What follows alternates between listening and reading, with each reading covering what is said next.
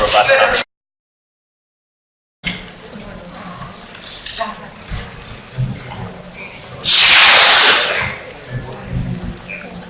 All right, we'll catch up.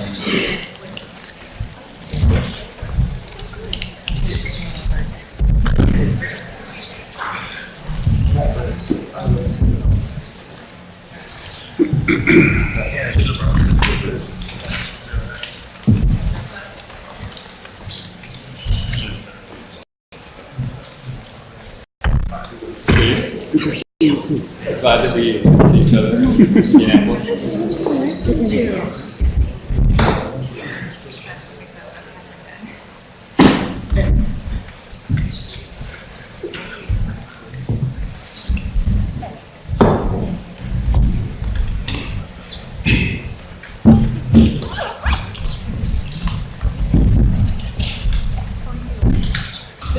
Well, I've got 9 o'clock, and so we are going to start on time. I know that some people around the table have travel that they've scheduled specifically with this meeting ending on time and other events. So we will end on time today. We will at 11:30-ish go into our review and our values time that we spend, and so for those collaborators around the table, just for you to be thinking at the end, one of the things that we have done at every meeting, and it's really been good to frame where we've come this far, and giving you a list of some recurring themes, and some of those have come out of that, and out of the discussion, public comment that's been made, and so forth. So be thinking about, as we go through this time this morning, convening this morning, about what that might be for you at the end.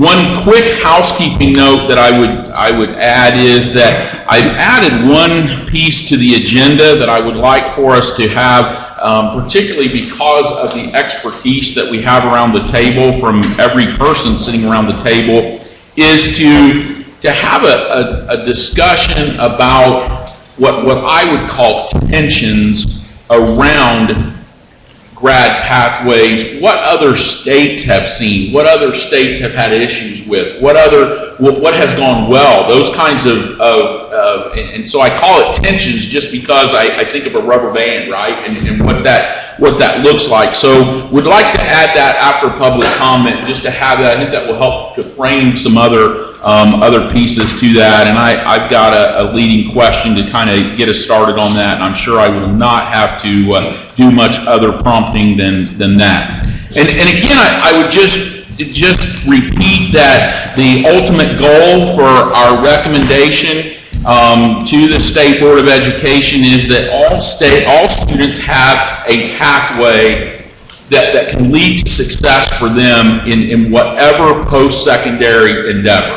And again, I have begun to call it, for lack of anything better or anything smarter on my part, just post-secondary endeavors, because one of the things that has been a recurring theme is this idea of how do we keep the stigmas from whatever one student wants to do, that this maybe over here is better than that, or we have those thoughts, right? So how do we make it so that every student does what they want to be doing and what success means to them? So again, that post-secondary endeavor and what that looks like. And again, I would say that we have now, we're in meeting 5 of this. And again, these have been what I would call convenings as opposed to meetings. They've been very much conversations, very much listening to what thoughts, what ideas are out there. And I really do believe things are beginning to come together, because I know in conversations with some of you around the table, you're starting to have those thoughts as to how this and so that brings us to on October 10th, just as a reminder to panel members, we'll be doing, that will be a drafting meeting. To begin to look at what does this look like, and then the other reminder would be on the 3rd next week we have the 2 meeting day where we're with business and industry again and higher education again, and again I'm just really excited about today, again, because of the expertise that's around the table, not only from our normal panel members, but those that have flown in many cases to be here with us today. And so the next thing, and you all have a copy of this, or were given a copy of this morning to have, are recurring themes. And again, I am not going to read to you, but I think it would behoove to take a look at those and to think about, again, those employability skills. How do we have students ready for success? And these have been themes that have come from all of the different meetings that we've had, all of the different times that we've got together, and that. Does anybody have any, and I know some of you have looked at this ahead of time, does anybody have any other thoughts that they'd like to add to that list that aren't on there that you've thought of?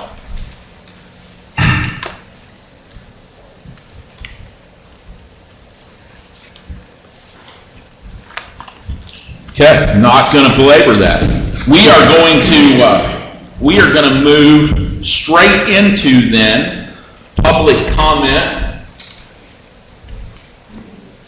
All right.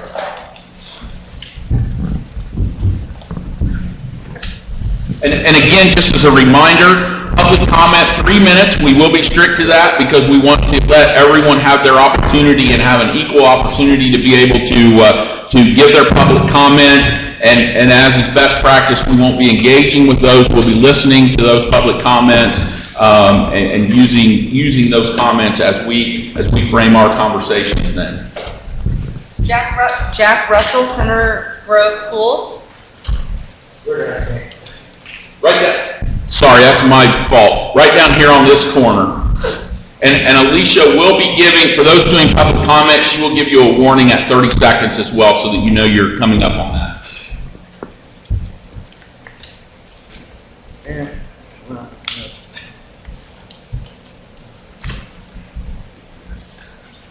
Okay, thank you for having us here this morning. Yes, good morning. I appreciate the opportunity to speak with you and the work you're doing to hear from many different people and schools on this issue. I am Jack Russell, and I am the president of the Center Grove Community School Corporation Board of School Trustees in Greenwood in Johnson County. I am also a lifelong resident of the Center Grove community, and I have close to 40 years of experience in working with children and students at all levels. Last week, you heard from Center Grove Superintendent, Dr. Rich Arkanoff. Our board stands behind Dr. Arkanoff in support of one diploma for Indiana. We also agree that it is very important for schools to provide students with multiple pathways to get to that one diploma. This allows schools to better serve all students and also allows you to serve all students, not just those who will pursue a traditional college degree. In the interest of brevity, I'd like to share just a couple of examples with you of students who recently graduated from Center Grove High School. The first student was among the 10% of the 542 graduates who received a general diploma. The student, who we'll call Tony, was a special education student who didn't have much motivation to do well in school. He loved computers and engineering, but really preferred to just not be at school. Tony received a number of supports in his courses, but was not able to pass the math requirements for the Core 40 diploma. He was a perfect candidate for the general diploma. He was able to fulfill all of the requirements for the general diploma and graduate with his class. That diploma was his ticket into the Navy. He enlisted and plans to pursue a career that puts to use his love of computers. I'd like to also talk to you about my son and his education experience. Although he is on the autism spectrum, he is a very intelligent young man and high functioning. But having Asperger's, he lacked the discipline for classes in the science areas. So, like Tony, he received a general diploma. And I can tell you that the day the decision was made for the general diploma track changed his outlook on school and wanting to work at his classes again. Tony, my son, and many students just like them will thrive and live enriching lives. They will serve society as members of the armed forces, firefighters, and in my son's case, the performing arts, just to name a few. And these are all honored professions. 30 seconds. In closing, I want to reiterate that giving students multiple pathways to obtain their high school diploma allows educators to better serve our students. The path to graduation should not look the same for every student because all students are very different. It is our duty to meet their individual needs, and by doing so, we can better serve our community and our society as a whole. Thank you for your time. Thank you very much. Derek Arrowwood, Hamilton Heights School Corp.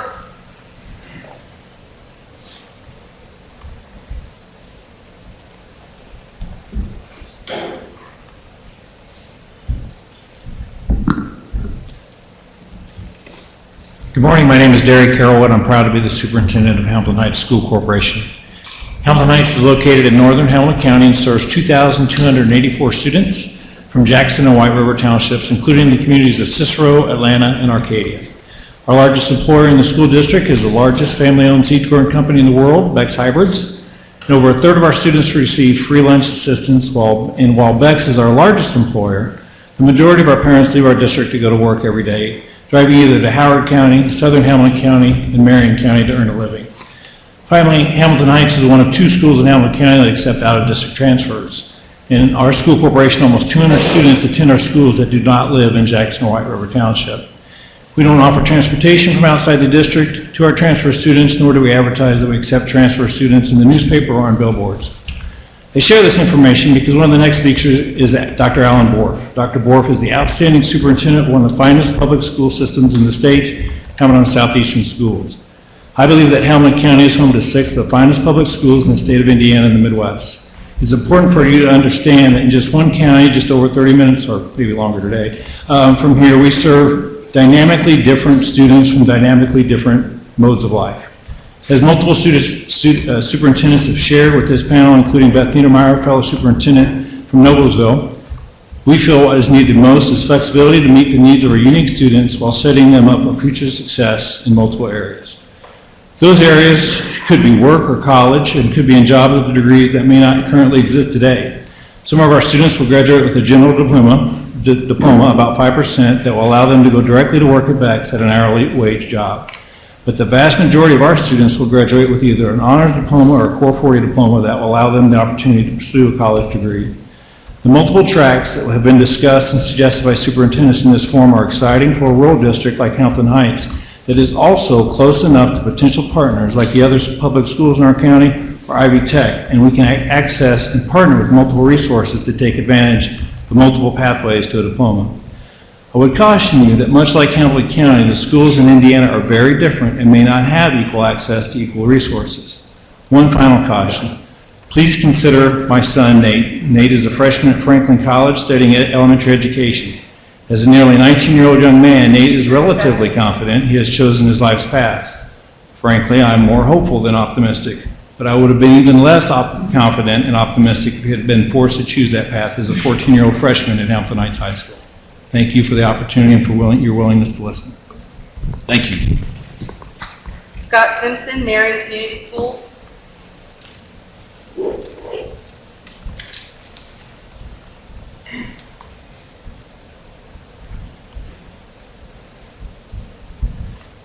Good morning and thank you. My name is Scott Simpson. I am a teacher with Marion Community Schools. Been an educator for over 30 years, seen hundreds of students come through the doors of public schools in my career, and I just want to share with you a few thoughts.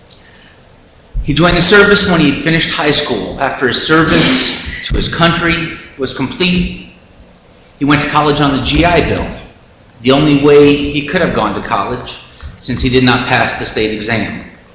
He went on to earn his PhD in anatomy and physiology.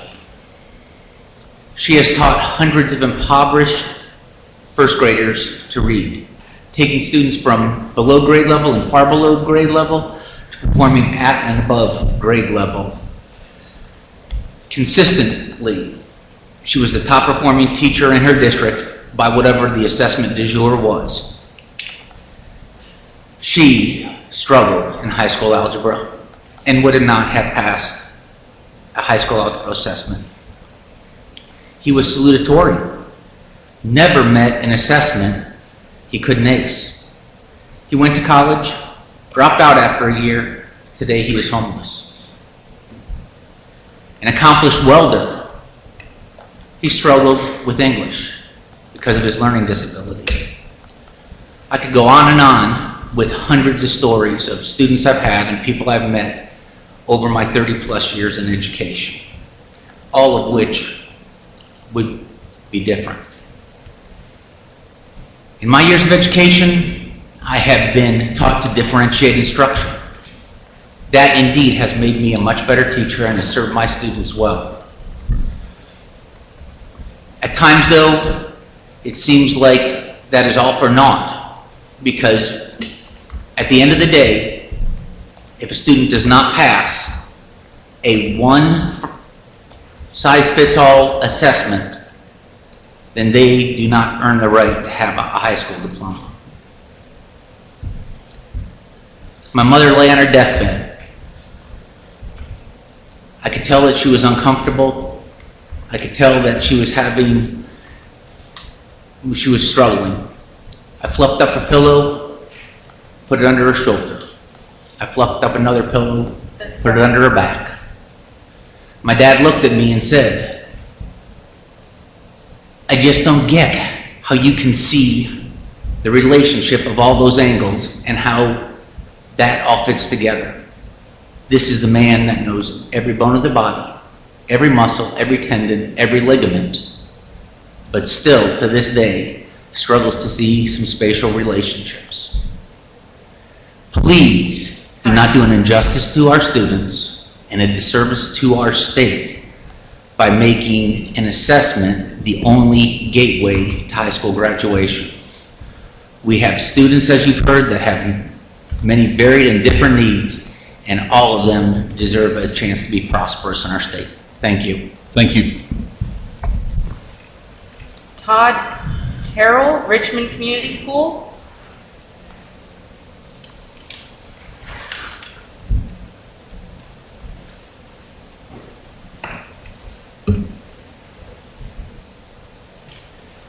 Good morning, my name is Todd Terrell. I'm the Superintendent of Schools for Richmond Community Schools that is quickly approaching a free and reduced lunch rate of 80%.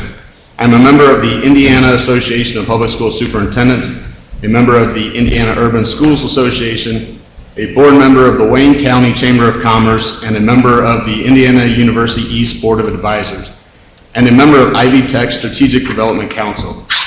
I asked this panel to address the concern, regarding the general diploma. Richmond's high school graduation rate this past year would drop from 95.6% to 84.9%. As we look at the graduation pathways, it is important that flexibility is included. All students, but especially at-risk students, struggle with planning for the future. At-risk students also experience higher mobility. Another concern, is for students entering high schools as juniors or seniors. This is a great opportunity to change the mantra that every student needs to go to college to be successful. Employers are looking for students who can enter the workforce immediately upon graduation. Many times, employers are looking for a skill set, not necessarily a certificate based on prescribed courses. Businesses do not know what they need until they need it. Another concern that we have is relevance to school students.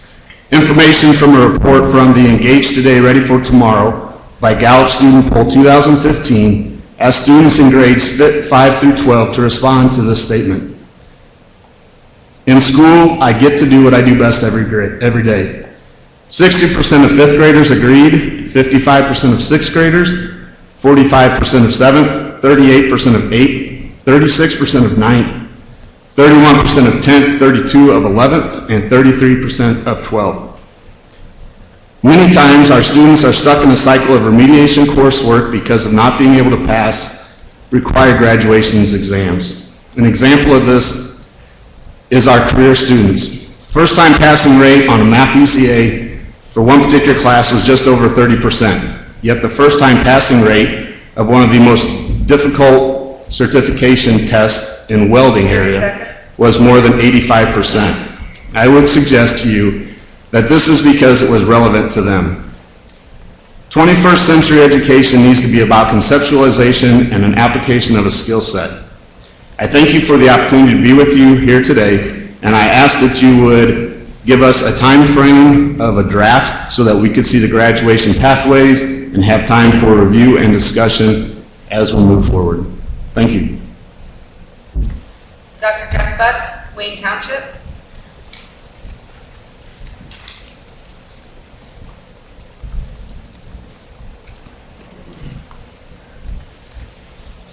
Good morning. My name is Jeff Butts. I'm superintendent at MSD of Wayne Township. I'm also president of the Indiana Association of Public School Superintendents. I'm going to keep my comments brief this morning. I know that you'll appreciate that, Chairman, because we have other folks to provide public comment, and I know that we want to get to the panel and the collaborators' conversation this morning as we continue down this pathway.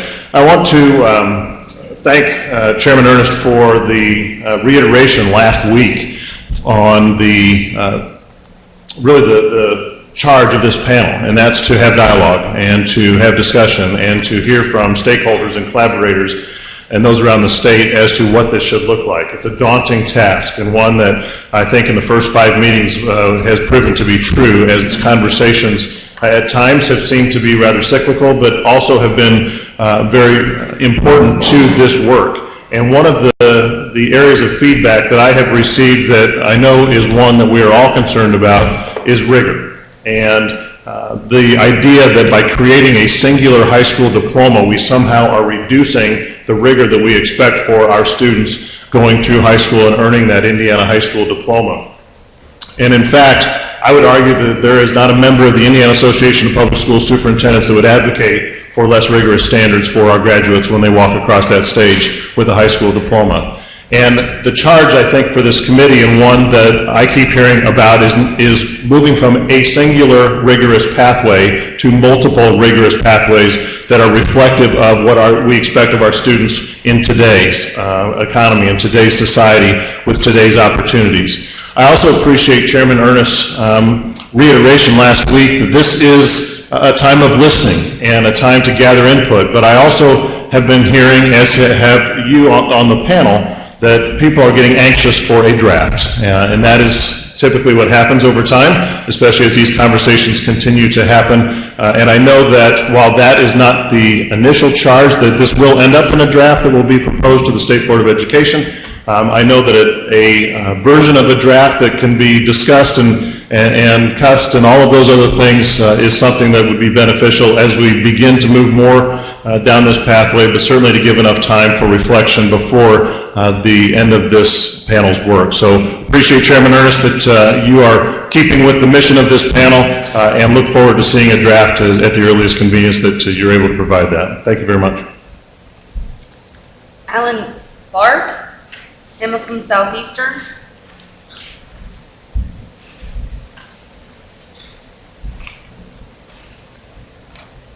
Good morning. I am Alan Borth, Superintendent of Hamilton Southeastern Schools, located in Fishers, recently designated by Money as the best place to live in the whole United States. We welcome the legislative changes of House Enrolled Act 1003 because it enhances the work of our community that we are already doing to create a citywide campus for learning. Through partnerships of various kinds, we're collaborating to create for every student in the Hamilton Southeastern Schools an educational experience second to none. Multiple pathways to graduation validates the significance of our work and represents a component of systemic redesign, noted in the 2016 report, No Time to Lose, that has potential to restore educational alignment to economic and social need. In recent testimony, you've heard Dr. Butts advocate pathway categories, distinctions, stackable credentials, and options that not only offer flexibility but also support for community partnerships. I concur with that. You've heard Dr. Arganoff of Center Grove argue that students who are offered a path to graduation that meets their needs are students who are positioned for success. I concur. You've heard Laura Hammock of Brown County Schools urge you to consider workplace readiness skills as an essential component. I concur with that. And you've heard Jim DiAgostino of Mill Creek urge flexibility and rigor. You just heard that from Dr. Butts. I also concur with that. You've heard so much. Multiple shift of pathways for graduation does pose challenges. The principals of our two high schools have highlighted the task of tracking or monitoring the unique pathways of more than 1,500 seniors. I have concerns about the availability of resources for smaller schools, rural schools throughout the state. Frankly, this whole concept is a departure from the goals of the first decade of this century when we educated all students to be prepared for college. In my district, we still struggle with parents who believe that is the only approach to success. However, if we are to collaborate with the Department of Workforce Development, Ivy Tech, the Mayor of Fishers, to create a world-class educational experience in our community like no other in any other community, we have to abandon the notion that diploma is best achieved through a one-size-fits-all track. We request that a draft plan be approved as soon as possible for public input and adequate preparation time for implementation. And lastly, I'd like to thank you all for accepting this challenge, for listening, not just to me, but to the many voices heard throughout this testimony. I have faith that your action will reflect the testimony you've heard. Thank you and good morning. Thank you very much. I would also, just because there were some comments related to draft, just to reiterate the schedule of where we're headed with this, we will begin drafting on October the 10th and we will not have any recommendation go to the state board until the December meeting. So there will be lots of time for people to look, give input related to that. So I would just reiterate that at this point.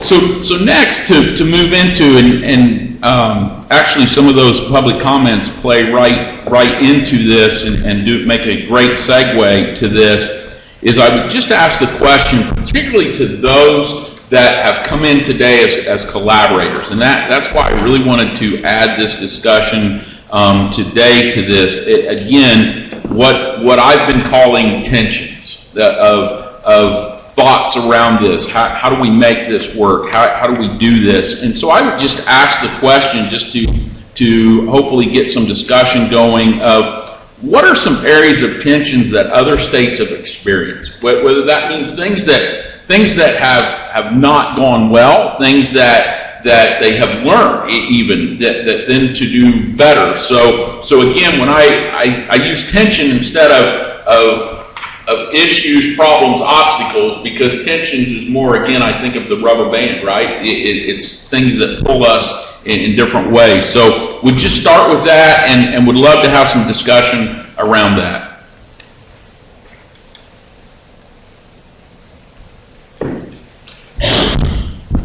Maybe we don't have any tension. You're ready. I'm seeing it. I'll start. Lieutenant Salazar with Education Commission of the States, and we're fortunate to be able to work with all 50 states on issues ranging from preschool through post-secondary, so I'll take the first stab. And some of the tensions that we see in other states begin with the definition of college and career readiness. What does that mean? Does everyone have a common definition? Is that definition in statute the same as what is being used by the institutions as well as the school districts and even the boards of education and higher education? The other issue that we often see is what goes into that definition? How do students meet that definition and how is that evaluated? So I've heard a lot of testimony about tests, but it's not just a test in all states that they use. There's portfolios, there's other measures that I can go into later as the discussion evolves that states are using to measure whether a student meets college and career readiness based on their definition. And then the last segment is the accountability provisions and how is a state going to be held accountable under federal accountability measures in the new ESSA plans that are being advanced today. And so those are the three areas that we often see states that have attention and try to work through those in various ways. Hi there, everyone. Amy Lloyd, Jobs for the Future. And I have a number of tensions that we've seen across the country as states are taking on this pathways agenda. The big underlying tension, which has already surfaced, is inputs versus outcomes. How do we really shift towards a more outcomes-focused system? And how do we better integrate career-focused learning and academics? They're still siloed. They're still seen as either or, even though we know we want both and for all students. And so I want to challenge us to think about ways to integrate that more deliberately. And then there are tensions around expansion and access versus coherence and quality, like you want to reach all students, but can you scale this in a meaningful way while maintaining coherence and that level of rigor that you're looking for? Thinking about specificity versus portability of training. So you want skills that students develop to be specific enough to allow them to launch a career and hit the ground running, but you also don't want them to be stuck in tracking. So how do you create foundational skills and true kind of portability that's allowing students to make greater choice and agency in their life? There's evidence versus innovation. Like, so how do you build on a field of research-based practice and also allow for flexibility and innovation and change and growth? And then there's top-down versus bottom-up. So how do you honor kind of local control and local flexibility and also still set the stage for coherence at the state level that creates a framework for really high-quality work? So at the state level, I would also encourage you to think concretely about cross-agency partnerships and collaboration, which is something that all states are grappling with to some degree. And I think even just the nature of this being called Graduation Pathways Panel, but pathways inherently implying K-12, or at least the secondary space, and not also encompassing the post-secondary space, is something that I want us to think about, that it's not a pathway to high school graduation, it's a pathway to life beyond. So how do we ensure that we're creating kind of valuable, seamless transitions to whatever next steps students may experience after high school? So I'll leave it at there. Morning, Virgil Hammonds, KnowledgeWorks.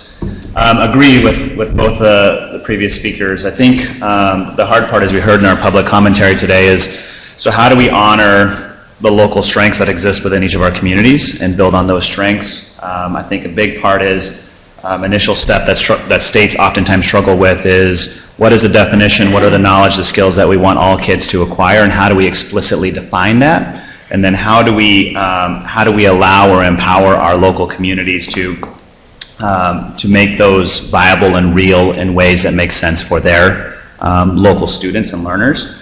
And then the big piece, once that has happened, oftentimes a big struggle in states has been how do we measure that success when we are personalizing that in meaningful ways for kids? And then what happens once they leave our K-12 systems? So how do we measure that? How do we, as you all know, in all states and in Indiana as well, many of our graduates that go on to college oftentimes start in remedial coursework. What comes of that? What happens to students that go into career immediately after the high school diploma or into the military? How do we measure and honor success that comes from these pathways and these definitions of success? Virgil, follow-up question, please, just because it's related to a couple of the others. What have you seen, or anyone here, what have you seen from an outcomes? Because we've talked about that has become a recurring theme as well as to what outcomes is, and we heard today that many don't want that to be a one exam, one whatever, right? And there's that becomes a tension. But when we say outcomes, I immediately go to what happens after, again, school, right? After high school. Mm-hmm. Are there any states doing that you've seen out there or other places where they're measuring that after high school, where students are they employed, what are they, or in the military, what have you, and have they in any way attached that to accountability or anything? Sure. Well, I can start. I'm sure others have some thoughts, but for the definition, some states that have done some exceptionally great job of defining those, I would look to South Carolina that worked, and much like you all have started, in creating some partnerships with or conversations between K-12, the public, the business sector, and saying what is those knowledge, those skills, those dispositions we want all of our graduates to graduate with to help create a definition of a South Carolina graduate.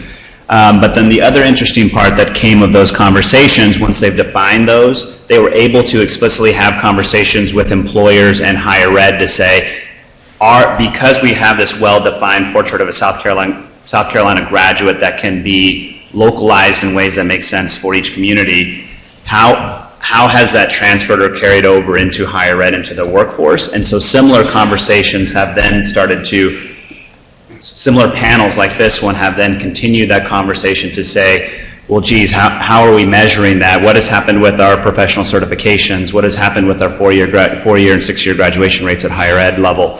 And those outcomes continue to evolve. I want to jump in on the question around what states are doing around trying to encourage accountability for the after high school steps. Ryan Rana with the Education Strategy Group, sorry. So we've seen a few states move in that direction through their accountability systems. So we do have, I think, 4, potentially 5 states that will be actually measuring high school performance. So not student performance, but the school themselves, based on post-secondary enrollment, potentially military engagement, and some around the workforce. So the places, Connecticut, Hawaii, and there's a couple others that are not coming to my mind right now, but what we've also seen is states sort of making the case that really they need to link up their K-12 goals with their higher ed goals, right? So in Tennessee, in New Mexico, and Oklahoma, really trying to identify the fact that jobs, the projections that we're seeing today from the most well-advanced labor market specialists suggest that 2/3 of students are going to need some level of post-secondary education and training beyond high school, and as a result, we need to be pushing our systems to really make sure that we're meeting that. So really aligning the two systems to be able to deliver that. Kentucky and Tennessee both recently did some studies on students that graduated and went directly into the workforce. And what we saw from those is that their average earnings were about $7,000 to $8,000 a year. So I don't think any parent wants to see their kid move on and ultimately end up with a job that only pays $7,000 or $8,000 a year, right? So we know that we need some level of post-secondary education or training, and so that's really where we need to continue to push on the expectations. One thing, just if we could pull our microphones a little bit closer, folks in the crowd are having trouble and online being able to hear. So please, doesn't sound like they're up as high as what they have been in the past either. So we might, if someone maybe work on that, maybe turn these up just a little bit as well. Representative Baining, I think you had a question. Yeah, really specifically. Specifically about Ryan's comment, which is something I've thought maybe we should look at, is are there any states that are doing using workforce data to start evaluating the success of programming? Because to me, just being enrolled in college is not necessarily a benchmark that, I mean, you could be enrolled in college, and we heard one of the people testify in public comment that the student dropped out and is homeless today, and I wouldn't categorize that as success then. So are there any states that are using wage data or things like that to look at some of the accountability or metrics in terms of that? At the higher education level, yes. No states so far have included wage data for high school accountability to date.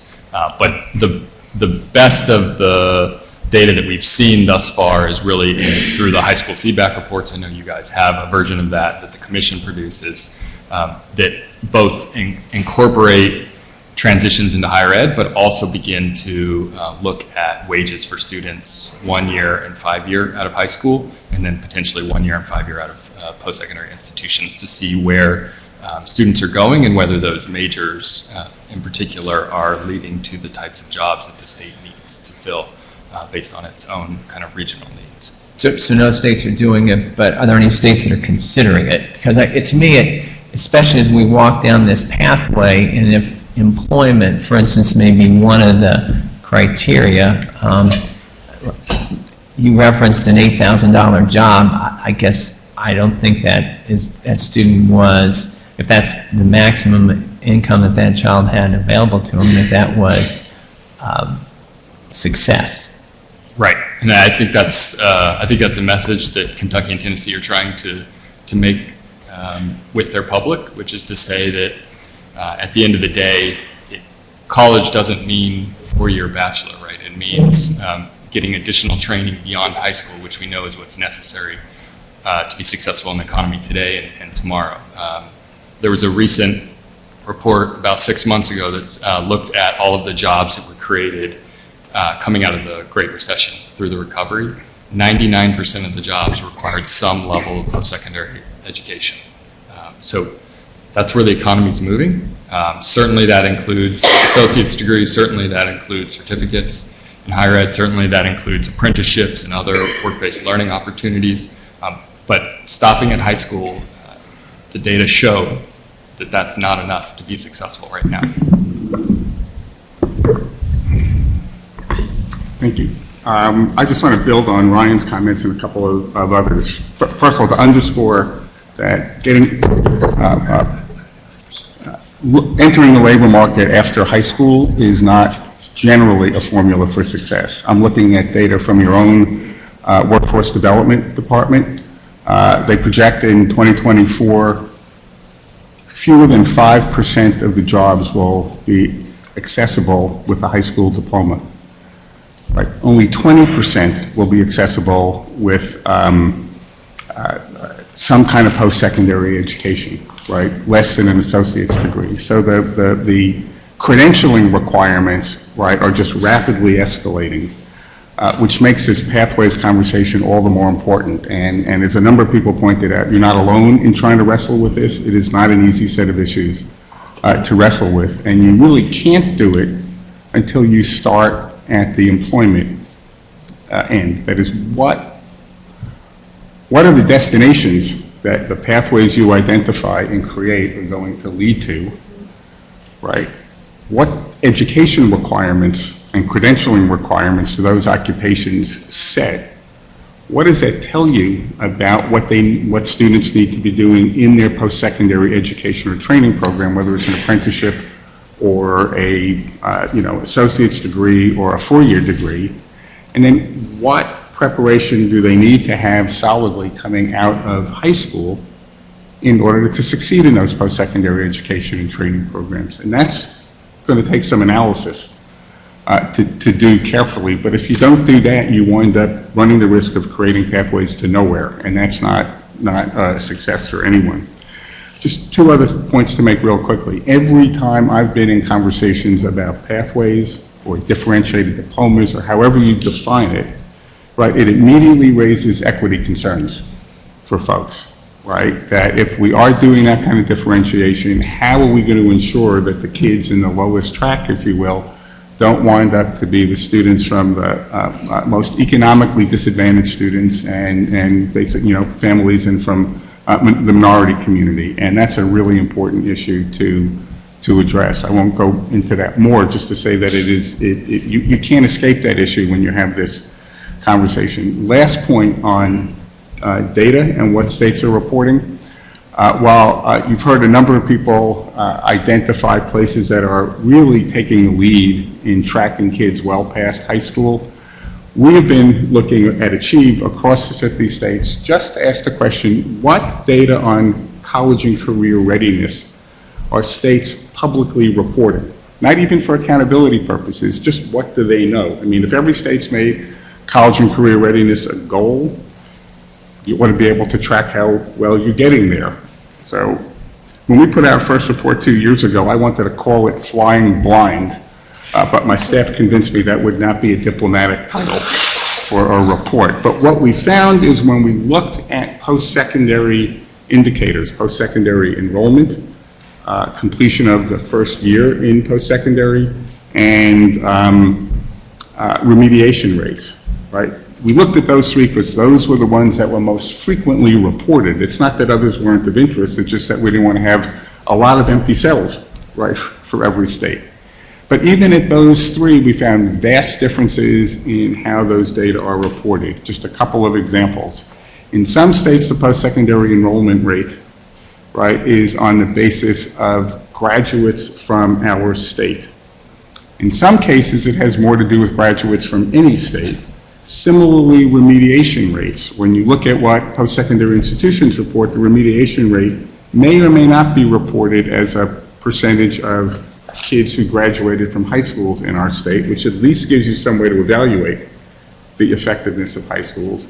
if it's the remediation rate from anyone who entered,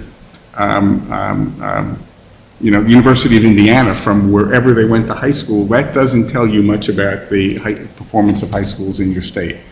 So we saw those kinds of differences. When you report on remediation rates, the definition of what it takes to be placed in a remedial or developmental course varies across institutions within states. Often it varies within institutions within a state. So there's not a lot of standardization there, at least not in ways that enable you to make really good judgments about the effectiveness of your secondary system.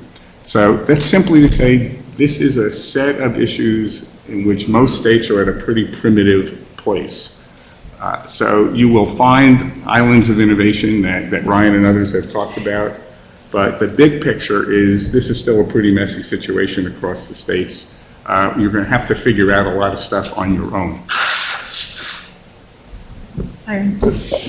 Jennifer McCormick, State Superintendent. To our stakeholders around the table, welcome to Indiana. For some of you, welcome back. My question is, are you finding across the nation that there are many states who are saying the high-wage, high-demand jobs, we're stealing the Tennessee Flame talk, but are you seeing a lot of states that are saying, okay, Department of Education, okay, DWD, okay, Commission of Higher Ed, your resources are very restricted to those areas and those areas only, knowing how fluid that is? So where are those states who are really restrictive from the state level onto agencies, which obviously impacts local in that area? Where are you finding that so we can research it? I'm not sure we are finding that. So other Ryan and our friend Jacob may follow that more closely, but I'm not seeing that and would anticipate a lot of pushback at the local level for that, right? To accommodate students who want to pursue the pathway they want to pursue, regardless of the evidence as to whether anyone wants students with that, what their employment outlooks are afterwards. So I would agree with Mike. I don't think the restriction is on focusing pathways only to those high-wage, high-demand areas. I think the place that we have seen potentially on the positive side, or I guess you could call it a restriction, is as we begin to look at industry-recognized credentials, trying to come up with a state-defined list of those credentials that indicate that they potentially will lead to success later in life for students. So different ways that that's gone about. I know actually Indiana has actually taken this process on. Other states have done it in different ways. So Florida creates an incentive structure, gives additional resources to schools for the number of high-wage, high-demand credentials that students are excelling at. Ohio, wrapped into their graduation requirements, creates a scoring rubric by which students have to meet 12 points if they're getting to a credential, and that could be a single industry-recognized credential if it's something very complex like welding that was mentioned previously, or it could be a combination of stackable credentials, right? So I don't know that I would say Microsoft Office certification indicates college and career readiness, but potentially being able to stack up lots of credentials that are not quite at the sort of high bar into building a structure that allows students to have the skills that we know that they need to be successful is another example of what we've seen in the States. And another quick comment on that, I would shift the term to industry sought credential rather than industry recognized credential, and really look at what employers are posting on their job descriptions, because you're right, Microsoft Office or getting the credential for barbicide, which is the blue liquid that you put your cones in at the barber's office, like those are very relatively easy credentials to obtain, whereas not all credentials are created alike. And then with respect to states thinking about prioritizing certain industry clusters, I haven't seen states restrict, but I have seen states incentivize certain industry clusters. So Delaware, for example, is funding in its high growth, high demand, high wage fields, specific innovation programming. Texas has just rolled out a bunch of innovative academies is what they're calling, but tied to their high demand, high growth careers. So that states are identifying what they see as their best bets for continued growth into the future, taking into account the future of work and automation and all these considerations for technology on the horizon, and rather than restricting to it, incentivizing growth specifically in those areas. And I would, Thank you. I got Dr. Freitas, then Representative Maine. Oh, you want to respond to that? Sorry, go ahead, Brent. Yeah, if I could just build on absolutely. that. Brent Parton with New America. To Amy's point, I think what she laid out is the use of resources to support delivery and think about what are innovative pathway models to deliver in-demand credentials. I think that's a conversation that you end up with eventually when you start talking about pathways and assessments and standards. It starts to become, well, if we're going to broaden our idea of what is college and career ready, what are the alternative delivery mechanisms for high quality pathways to get those credentials and deliver those skills? And I think that's one of the tensions, going back to your original question, is that, something that's come up multiple times. College and career readiness is not a K-12 endeavor exclusively. I think that states come to understand that, but it's working with post-secondary and industry to think about, well, how do we promote innovation in pathways, but use our requirements to set the sort of barriers for market entry, the guardrails for what is a high-quality pathway, to address issues like equity, to make sure that even if it's an apprenticeship, they're earning college credit. It's a permeable pathway. They can transfer later on and continue on in other ways. And I think that's in many respects what's before this group too, is to be thoughtful, not just about partnerships and assessment, but also sort of how do we create the space for innovative delivery mechanisms of those programs across the state. Good morning, David Freitas from the State Board of Education. Been looking forward to this session because I'm looking for specificity. And we seem to receive a lot of testimony about conceptual frameworks, equity, and so forth and so on. And sort of like mom and apple pie, we can all agree with that, right? And so the experts here representing, some people representing national organizations, I was looking for specificity about particular states. And Ryan started down that path and stopped. I was taking notes and hoping that you would continue, but very specifically, what are the pathways in an exemplary state that's demonstrating best practices? What specifically is their pathway on one level? And secondly, what are the accountability systems from these exemplary states? Do we have states that are demonstrating exemplary practice? And if so, specifically, what are they doing pathways? And specifically, what are they doing in their accountability system? So my name is Monica Allman. I'm with the Alliance for Excellent Education. I've been making noise over here all morning because I just need more space. So specifically, in kind of a review of ESSA state plans over the past several months, we've looked to Louisiana to answer that specific question. They kind of went to a two-tier diploma system where they have a Jumpstart, kind of more technical pathway, and then they have a Jumpstart university pathway. Initially, we were concerned that that would be a serious tracking mechanism for the state, in which students who kind of wanted to go into CTE would go into one path, and students who wanted to focus on the university would go on another path. The outcomes are still being developed and unfolded in the state of Louisiana. They also give students an opportunity to do both pathways. So if they want to do technical curricula, they can combine that with a rigorous kind of college prep curriculum. So with that, tied to their accountability system, they've created something called a Strength of Diploma Index. And I know Indiana has submitted their state plan recently, but in their Strength of Diploma Index, they incentivize college and career readiness by giving a certain number of points to schools based on whether students are graduating with a 4-year adjusted cohort graduation rate and something in addition to that. So for example, you may have a student who graduates with a 4-year adjusted cohort graduation rate, or in the 4-year cohort, and then on top of that, they earn an AA degree, or on top of that, they earn an industry recognized credential. So you'll get 100 points for that first graduation, 4-year graduation rate, and then another 25 points, as an example, if you meet something that's more rigorous, like a certification or a credential, or dual enrollment, or score a certain level on AP or IB exams. And so they're taking their their dual pathway model, but they're incentivizing it at the local level by saying if you not just graduate students, but if you get them to earn an additional requirement,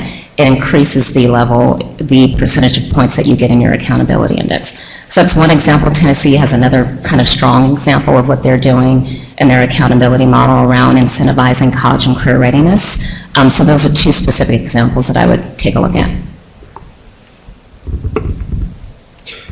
I have questions, and I guess if the panel can share some, if there's anything out there. But one of the things that has, that I think is difficult for us to get our arms around is, as we are looking at these pathways, whether it be credentialing, and you talk industry recognize or industry, requests or whatever.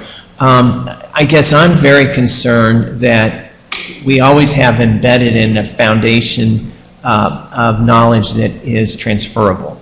Because of the problem I think we have too often is especially in the K-12 world, a lot of it is going to be exploratory and not necessarily where they're going to end up. And so if we have not created these pathways that have adequate foundational opportunities for students to be flexible and permeable into other options, then we failed these students. And so as we look at some of these pathways, and I suppose that as I look at it, I would hope that we could have some local control, but some built-in requirements in terms of standards that have to be embedded. But as an easy question, are there credentialing certifications out there that you could identify that would meet, the math, language, arts standards that generally are what are necessary for students to be successful if they choose another pathway?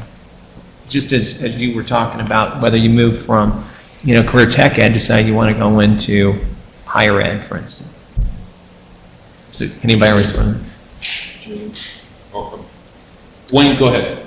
Wayne Farrer, ACT, and one of the comments I made, and most of my comments I made, probably went on the testing side, but that's my area of expertise, and I'll have something to say about the use of tests, issues, programs, but fair correction. So one of the things I've observed working with another state on this is that certainly there are industries with certain credentials that are useful if that industry is in the geographic region of the state of Seattle, Washington, it may not be as applicable in Rhode Island. So we're working with local communities to identify what the most highly populated occupations are currently, but what are the growth occupations in that region of the state. I don't know that we can do it on community by community, but on a regional basis, I think that's a valuable exercise.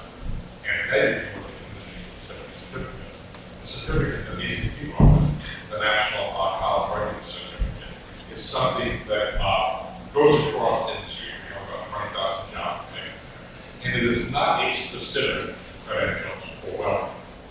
If you have a high credential from this credential, I would not give you a welding job and let you come to my house. It is measuring high-level skills that are generally transferable, like finance, reading documents, graphic literacy. And if you think about it, if you begin to identify students who have the core skills that transfer across occupations, and you can actually pick link those to about 20,000 jobs on a daily basis. You can determine what level of reading workplace documents do you need to be sufficient to be physical therapy assistant, to be a taxi driver, or whatever. Uber driver. And I think one of the utilities of generic and stackable credentials like that is my background is industrial psychology. I've done a PhD from Illinois, and you job analysis. And the difficulty is people will say, Microsoft, well, we want you to help identify job skills that require the next 10 years. You can't do that. We're not working on it. And so it's very difficult to tell students what jobs are going to exist in 5 or 10 years. What is going to tell them what skills they need with technology. So we have to go back to the core skills like mathematics, reading, communication, thinking, critical analysis. And so credentials like XCIAC are one additional area that I suggest of the state looking. We can still prioritize what credentials and what jobs we look at in terms of regional availability for us. Thank you, Mr. Chairman. Good morning, Jason Pierce, Indiana Commission for Education. I want to pick up on something Dr. Freitas said, which was the word specificity. And I want to ask this question to Nat, because you mentioned it, but maybe others around the table had something. One of the words that's come up multiple times, particularly at our last meeting, was portfolios. It seems like there's a lot of interest around portfolios, which I think conceptually appeals to most people around the table, but I guess I'd like a little more specificity in terms of what in states that you think are exemplars in this area, what standards are they using in terms of ensuring that these portfolios are quality, and how they're going about validating these portfolios such that they represent some true form of currency to the students post-graduation. So I'll start with you, Tanette, since you had the misfortune of using the word portfolio. And also to get back to your other question, there was a document that was, didn't make your packets for pre-reading, but is enclosed today that talks about college and career readiness in state accountability systems. There are some state-specific examples here, and I'd be happy to get you further details on any of those. Would you be willing to give it to Alicia, and Absolutely. Alicia will distribute to the committee, if that's okay with the chair? Absolutely. We put this together just based on some of your prior conversations around what were these metrics and how did that fit into your fifth indicator. Thank you. And to get back to your question, what we're seeing, it's early. As Mike said, it's early in this conversation with states and what they're doing along these different pathways or differentiated diplomas. We're seeing some of the front runners. Georgia has 17 different pathways to get to their diploma, and they're based on different areas of interest, different evaluations. Some are based on whether a biliteracy diploma, a proficiency in another language. Some are based on arts portfolios. Some are based on whether you're satisfying dual enrollment courses in an industry certificate that comes along with that. So there's different measures depending on the path that the students are taking. In Illinois, we're seeing several different metrics that come across the board through military and employment. Some states are allowing for community service to be part of the portfolios. Some are looking at 12 months of consistent employment from a high school student. So there really is a lot of creativity. I wouldn't go so far as to say exemplars yet, because this is a very new area. But we're also seeing a lot of states incorporating military testing and other assessments. For New Mexico, that was mentioned earlier, their plan has been approved. And they're looking at a lot of assessments for their multiple pathways, but there are assessments built in. I do go back to encouraging flexibility, though. I think if any of you have teenage children, I have a 17-year-old senior who doesn't even know what he wants to do this weekend, much less what he's going to do for the rest of his life. And so I think I saw in one of your notes earlier the ability for students to change and move as they evolve. I just encourage you to keep that kind of in the back of your mind as you're looking at what you plan to do moving forward. I'm not sure that I completely answered your questions with portfolios, but some states are very assessment driven. Some are allowing for a little bit more flexibility as they move forward. Apprenticeships were mentioned. Maryland does apprenticeships. I think there's a lot of flexibility, and if you really wanted to think outside the box, under your ESSA plan, you're not required to only do 5 indicators. You could do a 6th indicator and take that 30% and divide it 15% for one and 15% for the other. So if you really want to be outside of the box, I'll toss that onto your plate to consider. Another question on the portfolio, sorry, because you made me think about this. How, those that are using that or looking to go to that, how are they, I think as an addition to your question, Jace, how are they evaluating? Are they using a third-party evaluator? Going to use a third-party evaluator?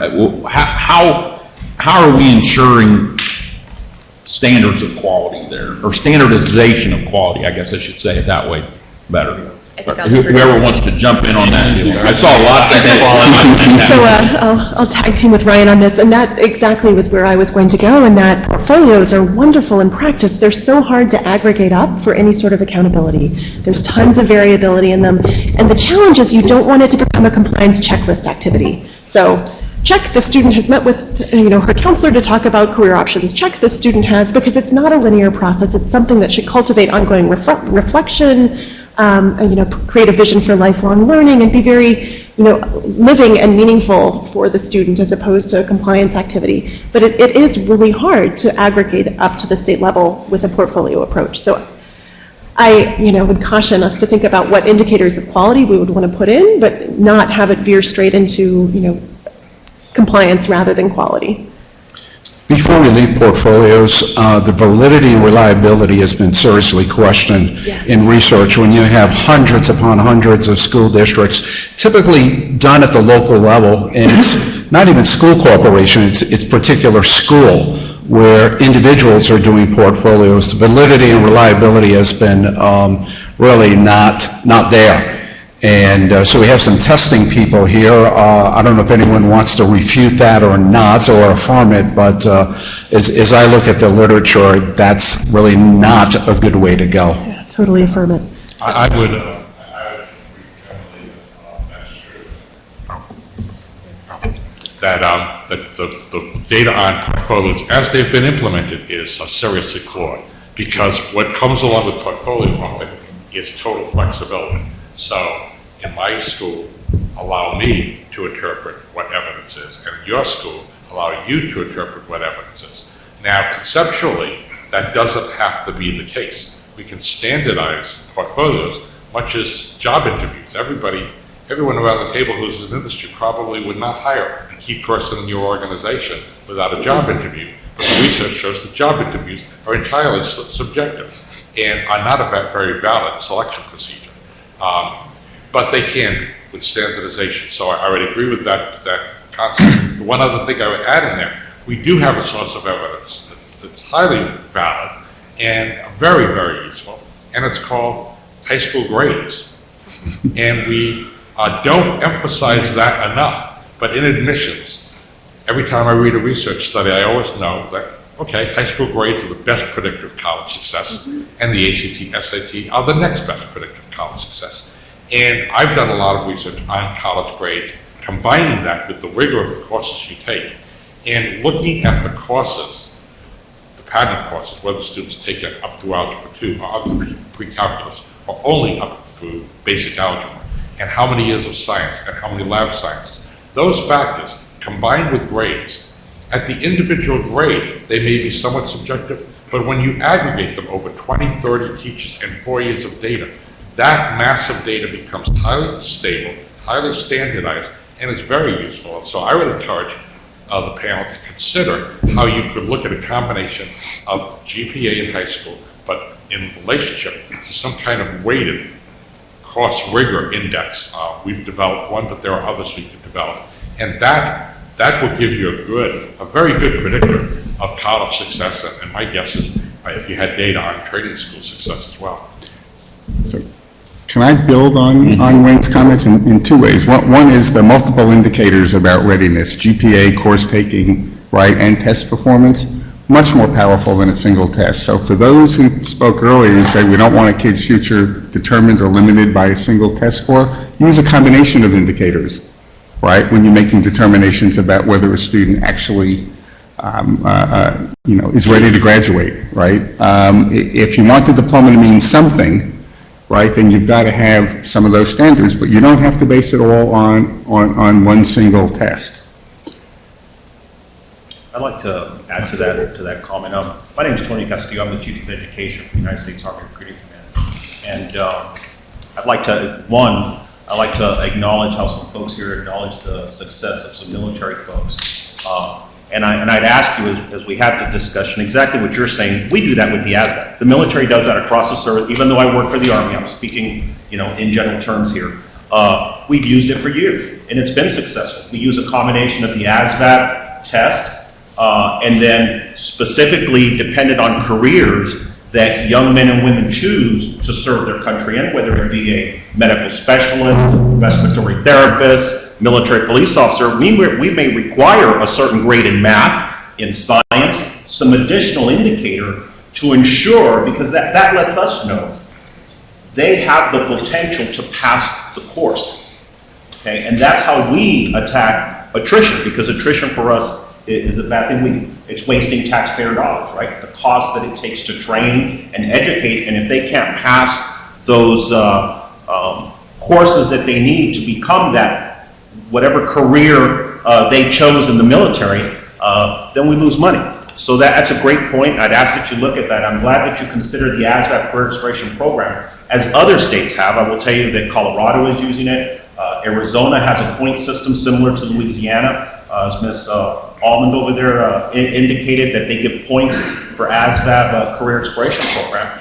And I would add that you not just look at it as an indicator, just the test itself, but I would add that you look at it as the career exploration program that it really has become. because it's so much more robust than just those test scores. I will tell you that the state of Texas recently passed a law using the ASVAB Career Exploration Program as the career exploration for the entire state.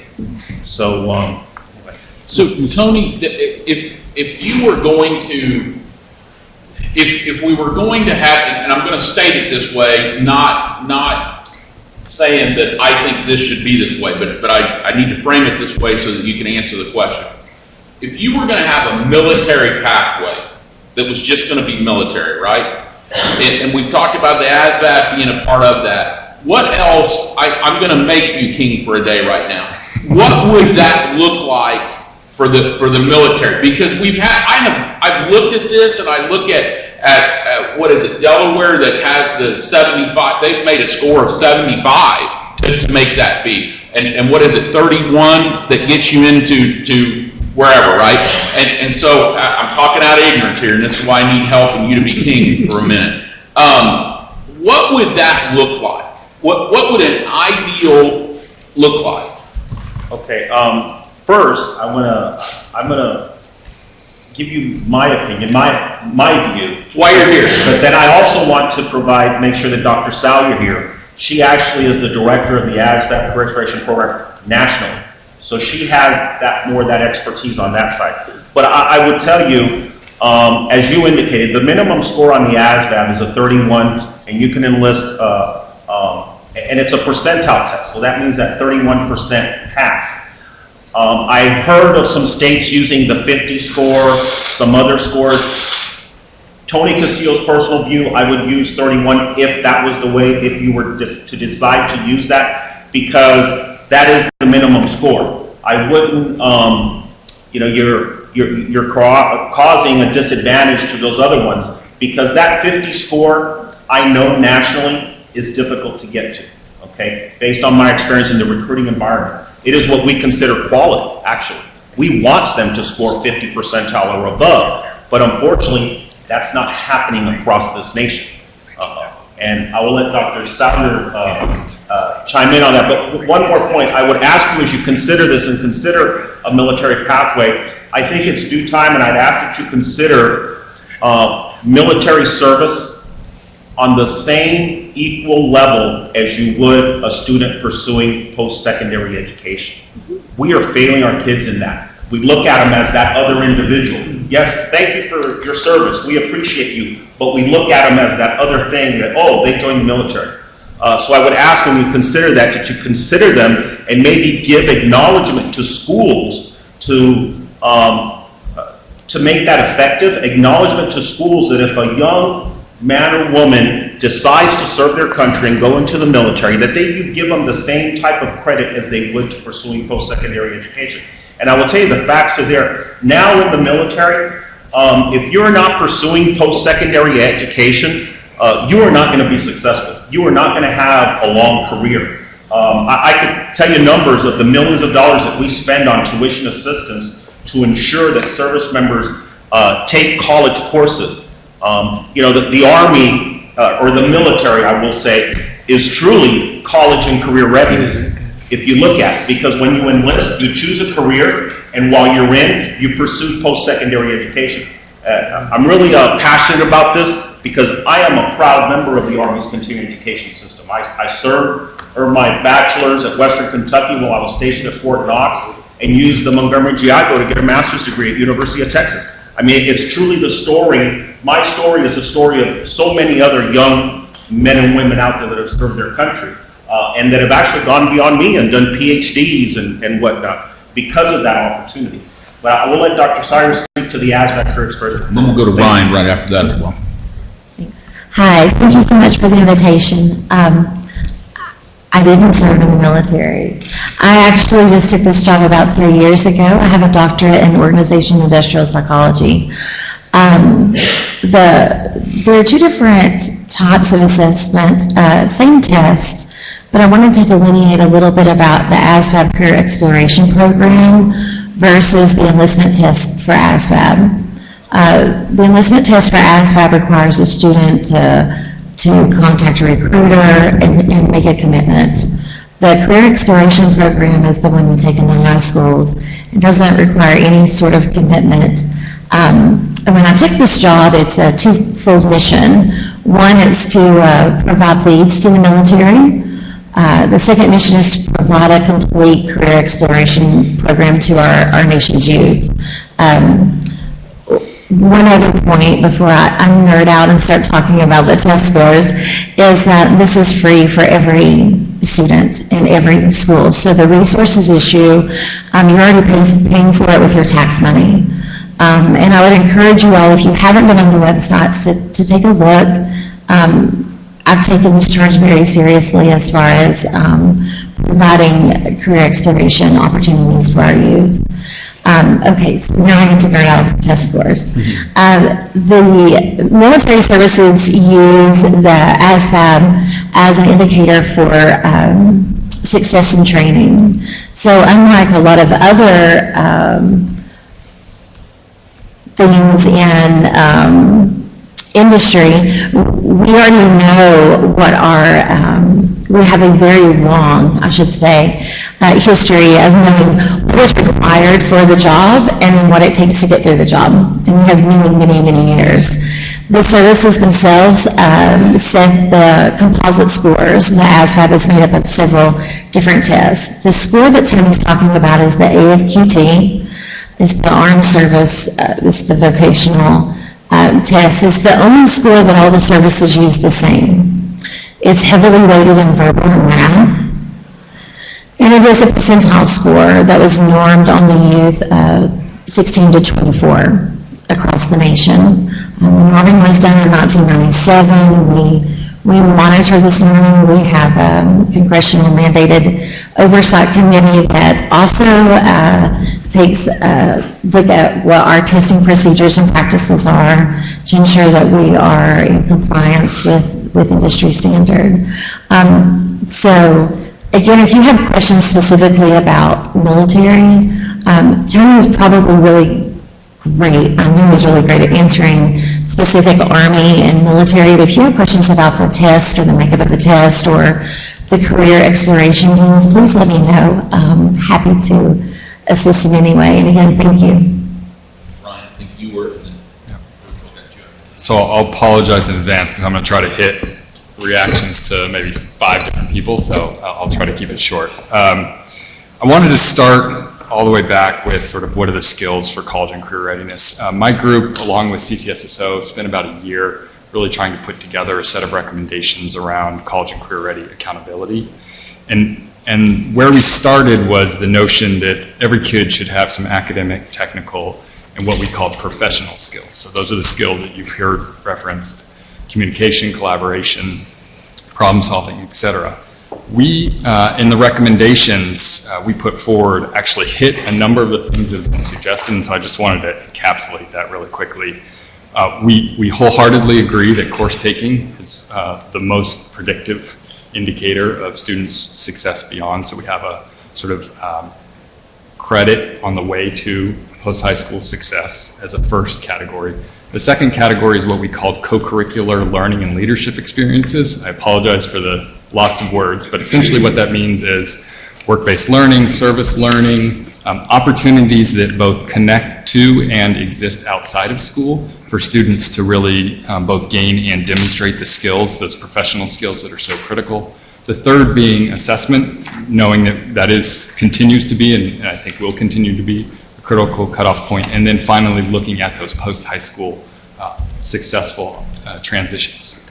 So within that, I wanted to come back to Jason's question around portfolios and sort of what are we seeing in states. I would say this is clearly the most nascent area with respect to college and career readiness out there. There's 2 different ways that states are looking at it, and when so there is sort of a portfolio for graduation, but when I think about portfolios, I think about it more in connection to work-based learning, because I think that's really the place where we've seen most states really start to dig in on the portfolio aspect. Again, I'll reference Ohio and Tennessee because they've been leaders on the work-based learning approaches. What those look like is first starting with a clearly state-defined set of competencies and skills that have to be demonstrated through that portfolio. So I think you have to start with the standards there to really, to Jason's point, really kind of be clear about what the expectations are. Then it's a collection of work products, students' own reflections and reactions to how they're demonstrating those skills through their experiences. Mentor or supervisor then giving their own reactions about how well the students have been able to demonstrate those things. And then oftentimes they end with some sort of formal public presentation, whether that's a paper or an actual presentation to local employers, to school members, et cetera, so that there is sort of a final culminating event, if you will. Back to the sort of point that Wayne was making, both states, both Ohio and Tennessee, have recognized that quality can differ considerably. And so what they've done specifically within Tennessee is that each work-based learning coordinator, and there's one per school, is required to take trainings each year to be able to serve in that position that would then help them norm against a set of rubrics that the state has developed to look at against that portfolio. So that there's a potential there for the state agency to have a hand in really both shaping the training as well as the rubrics and expectations of what students are doing without requiring, every student must submit these 12 things, right? Because we do want to have that local flexibility. And then I just wanted to close with the military pathway. So I had the distinct pleasure of helping design the Delaware accountability system prior to the most recent iteration, and have been continue to be engaged with that state as they develop their new ESSA plan. And I just wanted to provide a little perspective, both from Delaware, but from a handful of other states that have included the ASVAB in their accountability systems about why they chose a higher score. And I think it's to the point that Mr. Castillo made, which was the expectation that we need to communicate that the military is not just for all those other kids, right? That there is that it is a true profession, and it's something that we have to honor. With respect to Delaware, they really felt that that 70 score was the closest that they could find, or in conversations with their stakeholders, and there's a large Air Force base there in Dover, that would be sort of at that officer level. And that's kind of why they decided to set, because they wanted that to be the expectation. Other states have set 45, 50, in that sort of range, because from what they've understood is that the minimum score can fluctuate over years, and they didn't want to get in a situation where they set a minimum score that ultimately one of the services decided to change their score in another year or two, and then we have students that aren't yet military ready but are being designated as such. The last thing I would say there is the state that has had the longest connection to military readiness is Kentucky. And what they have done for a number of years is say not just hit a score on ASVAB, but you also have to complete the junior ROTC program that we've co-developed within the state to actually demonstrate that you are taking the courses and gaining the other experiences that we think are important to show readiness. So I'll end there and note that there is more work being done, as Wayne indicated, and others, around how you actually standardize the assessment of portfolios, but it's not quite there yet. So I think right now it's sort of best addressed through some state intervention around the rubrics and the training required to actually measure those. Thomas Virgil, and then I'll come right back here. Appreciate it. Great segue, actually, on Ryan's comments. So one state that's doing some interesting work on pathways and also the connection to military readiness is North Dakota, and what they have drafted are three pathways which they call choice ready. And those three pathways are, and I'm looking at my notes here, so forgive me for looking at my phone. So college ready pathway, the career ready pathway, and the military ready pathway. And the really interesting part about each one of those is that they allow the requirements to co-vary. So there are principles that exist within each. So you have to accomplish specific tasks within each pathway, but then there are also some requirements to complete specific portions of each pathway, no matter which one you completed, which I think is really interesting. But what North Dakota and like other states, Maine, New Hampshire, Ohio, Oregon, just to name a few off the top of my head, to ensure these kids are successful to meet the demands of these pathways in high schools and their secondary schools and afterwards. They're also being very intentional in identifying their academic competencies and also their, I'm going into EduSpeak here, so habits of mind, competencies, skills, those dispositions we want all of our kids to have. So what are those competencies? What do they look like for a 4-year-old versus what do they look like for an 18-year-old? So much like our state standards, scaffold and progress and build on top of one another, what does that look like also for our guiding principles that in each state we value? So a big part of the work in North Dakota, now that they've identified their choice-ready pathways, are how do we ensure that as our kids progress or their kids progress through their schools, that they're developing the academic and social competencies that prepare them to tackle the rigors of these 3 pathways, which I think though we talk about high school pathways, college and career-ready pathways, what I appreciate about many states across the country with whom we serve and support is their hyper-focus on identifying those academic and skill set competencies and are exceptionally transparent in what those are and what they look like. The idea of rigor came up quite a bit in public testimony. Rigor is addressed in those competencies and explicitly define how they grow. The other piece I will say with being a former educator and superintendent, the piece that what allows local school districts, when competencies are well defined at the state level, it allows that local control that Representative Benning referenced earlier, allows local districts to say, here's how we are going to ensure that our kids reach that competency, and so it creates some local ownership of the pathways. Thank you.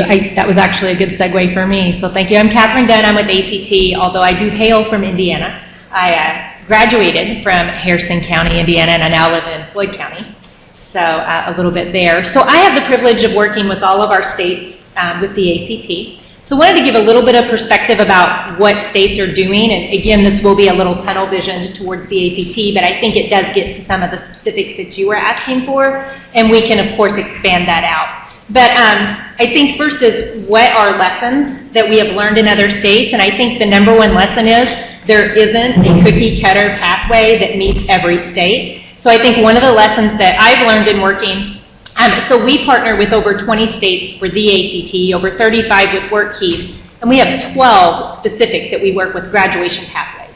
So of those dozen states, I think something they've learned is local buy-in is important. So beginning to say, what are we doing well in Indiana that we want to build upon and replicate and kind of use as a pathway? And we're doing a lot of really good stuff in Indiana, right? So I think if we stop and look at that, so the number one thing is it doesn't fit, but where's our buy-in? And Tennessee and Ohio, I've heard them brought up a couple of times, and I agree. Tennessee and Ohio do have strong pathways. They have gotten local buy-in, and they're very specific to their states. So if you looked at just kind of pulling that or uprooting it and putting it in Indiana, I don't think it would work.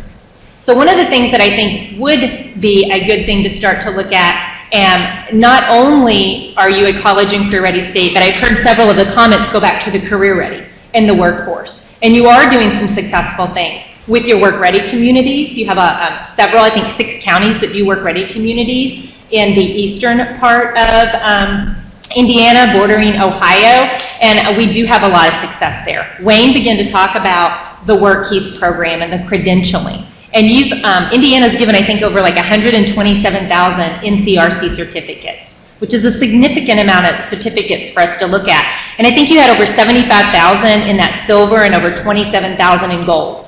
That's a significant impact, especially with just 6 counties looking at the work-ready communities. So that's a pathway to look at. I think we also know that like 35% of the graduating class of Indiana would score a gold or higher on those certificates. So that's another thing that you have that indicator showing where your students would be. So again, why not build upon something like that? Over the past 2 years, anywhere from 35% to 41% of your students have already taken the ACT as a college entrance exam.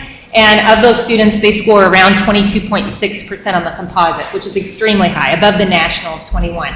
So I think that's another stake in the ground that you can say, all right, instead of just building something brand new, what are pathways that students are already meeting that are also meeting the requirements? You have over 250,000 employers that are in Indiana that are already bought into the work keys assessment. Why not build upon something like that? So again, I think one of the lessons that we've learned, I know Tennessee and Ohio, who we've worked with extensively, have learned, let's build upon things that are already known and they're already working in our state. And so those are a couple that I would bring out that are already working in Indiana that you may want to consider building upon. And also a couple other things I'd like to inject into the conversation, and I think Shannon started that, was we begin to talk about preliminary predictive exploration, right? So Indiana knows, you've already said, like, third grade reading is extremely important. Eighth grade algebra is extremely important. So where do we catch them? If you begin to talk about college and career ready when they take the college entrance exam, it's too late, right? So where do we begin to get some data early on that shows where can we still make the impact, right? So would that be with the PSAT that the SAT offers, pre-ACT, the career exploration with the ASVAB? There's extremely good data that we can get from our students early on that can help us make a difference before we get that 10th, 11th, 12th grade data. So how do we think about injecting that into the conversation and put that a part of the pathway so there's still time to make a difference? And the last thing, I feel like I'm going to get the buzzer here in a minute. The last thing I'll say, and my mic will start to drop, is that do we want to engage in the conversation soft skills at all? And where does that social emotional / soft skills learning go? And I think that's an important thing for us to consider because a lot of the testimony talked about it's more than a score. And I know ACT and my SAT colleagues will say the same. We don't believe that it's just a score. We don't believe in just one score, whether that be the ACT, whether that be GPA. We don't believe that one score is enough. And it's not just a score, there's a flip side of that. We can get perfect scores, but if we don't have the soft skills to get us there, the grit, the determination, the study skills, so I'd like to inject that as a part of the conversation because we've seen the flip side of that student who does have that grit and does have that determination that might not be great on the actual test, and they're a huge success. So that's just where, there isn't a one size fits all. I think we want to look at what are we doing successfully in the Hoosier State that we can build upon. How do we get that data a little bit earlier, like whether that be with the pre-ACT, getting that predictive score, and then lastly, do we want to begin to inject soft skills and pulling that into the equation in some form or fashion?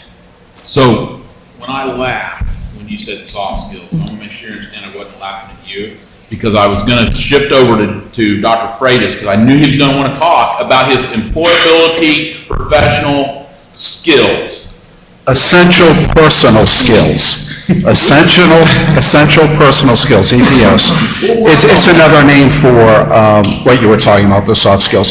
So we've talked about those before, and there's been a lot of, I think, enthusiasm on the part of panel members. I want to shift slightly the conversation since we have these national experts here. Sometimes in states, we talk about our own state in a silo. And I've been following what's happening in Ohio in particular. I have some friends who are on the board over there. Same thing, in a silo. And so we've been communicating back and forth. And it's like our students don't leave our particular states. And if you graduate from Indiana for the rest of your life, you're going to be working in Indiana. And although we would love for that to happen, life happens and people move. And so my question for our guests is, how do we get to the issue of students who are going to be moving to other states? And we border Ohio. I live on the Indiana-Michigan line, and so I'm sensitive to this issue. So should we be concerned about that? Someone mentioned working on these on a regional basis. Maybe that's what we should consider. So that's question one. Question two is, those of you who've looked at multiple states, are you seeing a commonality among what people are doing? And I'm not advocating that we should have a national system like Common Core. We went through that war prior, but so what's your input on that from a national perspective? So one comment I'll make, and I've seen a number of the measures and metrics you're examining, like AP, and ACT, and SAT, and ASVAB, and those are national benchmarks. So to the extent that you're relying on national benchmarks, now I want to reiterate what Mike Cohen said, which I think is enormously important. How many employers around the table make a hiring decision based solely on a test score? How many colleges in the state of Indiana make an admit or reject decision solely on a test score? I think next to none. So that's one of the problems that I've always had with graduation requirements, not just when they use a test, but when they use a test and then, okay, well, if you don't pass the test after taking it 45 different times, now you've got a second opportunity and alternative. And what Mike was talking about is where decisions are made in business and in government and in academics. And it is, we're going to look at the whole person. We're going to look at multiple. And there are students who succeed in college with pretty low test scores, but they make it up in some other ways. They're quite, even though a lot of folks won't believe this, they're folks who really do poorly in high school, don't take rigorous courses, don't really apply themselves and get lousy grades and have a pretty high test score, and they also succeed in college. So that whole person, and again with the soft skills, so I guess what I would say is, the one reiteration I'd make is, you've got national benchmarks, you're already looking in your pathways. I think that's a good start. To the extent, though, that you can look at a compensatory model, which basically, NCAA, and I come here all the time for the NCAA, I'm on their scientific advisory board, they have a sliding scale. So if you get a really low average admission score, but you have high average grades, or vice versa. And so that kind of weighting of different factors is very useful. The one thing I was going to add from early discussions, the question came up very early, what experience do you see in states where they've had problems with their attentions? I've been to many states. In fact, I'll be in Austin tomorrow for the rest of the week, advising the state on their assessments. The failure I've seen in states that say, we're going to have multiple hurdles. We're going to have 5, 10, Texas did this not that long ago, 15 tests. You've got to pass each and every one of them. It's like telling your football team that to be good, you've got to win 7 consecutive games. And it's statistically, it adds up. Error adds up upon error. And it's virtually impossible for an A student to pass 15 end-of-course tests to graduate. So one of the things you want to do is you want to use the multiple methods and multiple measures, because when you establish multiple tests and you've got to jump over all of these hurdles, the rigor somehow loses out to chance. And we're failing a lot of kids. And what we need to think about, actually, when we think about rigor, is we need to think about the student who we're saying lacks the high school diploma and what's happening with them. Because when in decision making, we make errors in decisions. We reject people who would succeed. We hire people who will fail. And we've got to be comfortable with when we reject people who will succeed, what are we telling them? What are we doing to them? What's the consequences of that? So one other thing I wanted to mention is that for even the employer being the military, we use a compensatory model and we use non-cognitive variables to select into jobs versus just the ASVAB score. In preliminary conversations with Ryan, I also want to caution you all about the wording you use for what you're actually saying the pathway is. So if it's a career readiness indicator, and we want to use something like the ASVAB that wasn't intentionally written as a career readiness indicator for the state of Indiana, I would certainly hope that you would do research to see what score would best fit your needs. If it's a military readiness indicator, as Tony mentioned before, military readiness, while it fluctuates between, I would say 30 to 32, Tony, in the last decade, the lowest AFQT, 30 to 32 in the last decade. You know, I would use the same standard as the military, but I think it would be what you're wanting to use and what your words that you use. And then also, you know, if you are looking at soft skills and those compensatory models, you have many to choose from.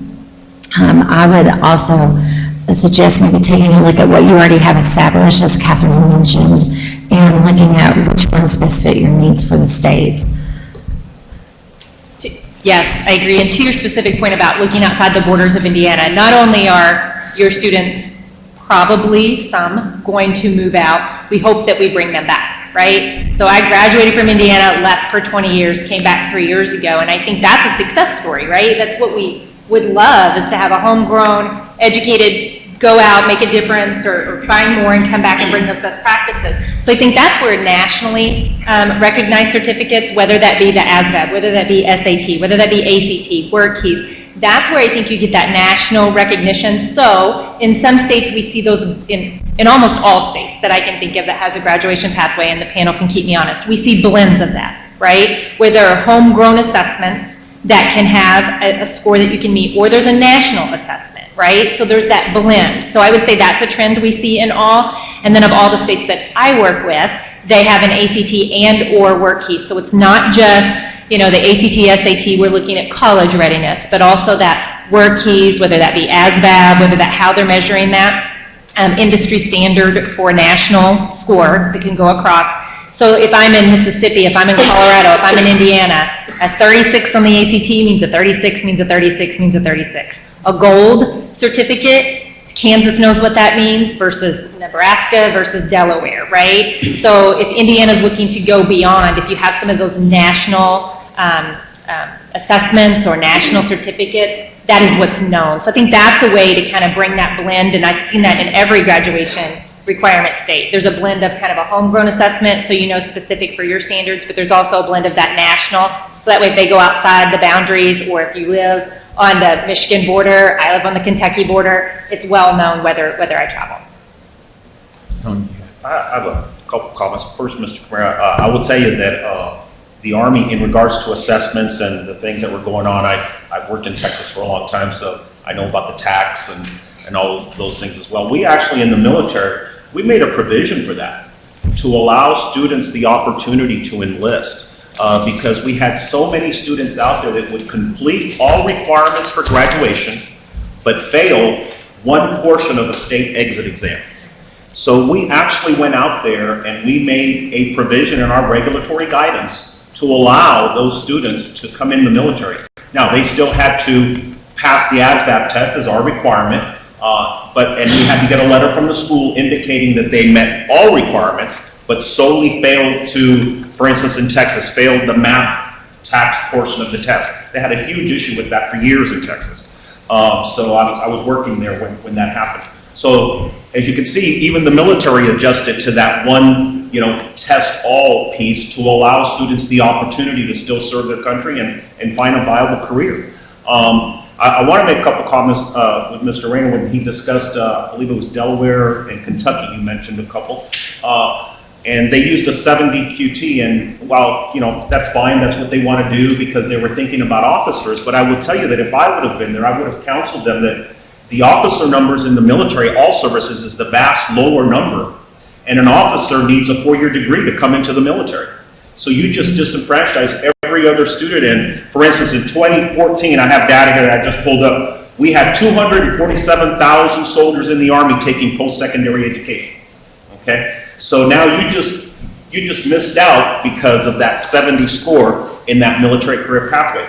The non-commissioned officer ranks of the military, everybody talks about, I want to be an officer, and we have pathways in the military for all enlisted to become officers, but I will tell you that the vast majority of the military are enlisted, and they run the military. They are the backbone of our military, the non-commissioned officer corps, that other countries come to see how we train because they don't have that. They don't have that backbone, that non-commissioned officer corps. They actually learn from us, and they're very in awe of what we do with the non-commissioned officer corps. So I'd like to mention that. So when you're considering this, that you think about those things. Mentioned about JROTC, a dual thing in Kentucky there. Well, what about all those schools that don't offer JROTC? And now you're also presupposing that only JROTC students join the military. I will tell you that our data shows that only 20% of JROTC students join the military. Okay, it is not a military program; it is a leadership program. That's just a tremendous misconception across this country. That is valid data. 20% of JROTC students across this country, about 20% join the military. That's it. The rest don't, because it's not designed for that. So I would tell you to consider that data when you're looking at that. because I would have obviously recommended not that, because you disenfranchise those other students that can't have JROTC. And as a lot of schools across this country would love JROTC, we just don't have the funding to provide it. There's a backlog of list of schools in the cadet command, which runs JROTC and ROTC, for schools that would want JROTC, but unfortunately, they just don't have the money to fund all the JROTC. I mean, you could ask us about any high school, they'd love it because they're a great program, because it's a great leadership program, leadership development.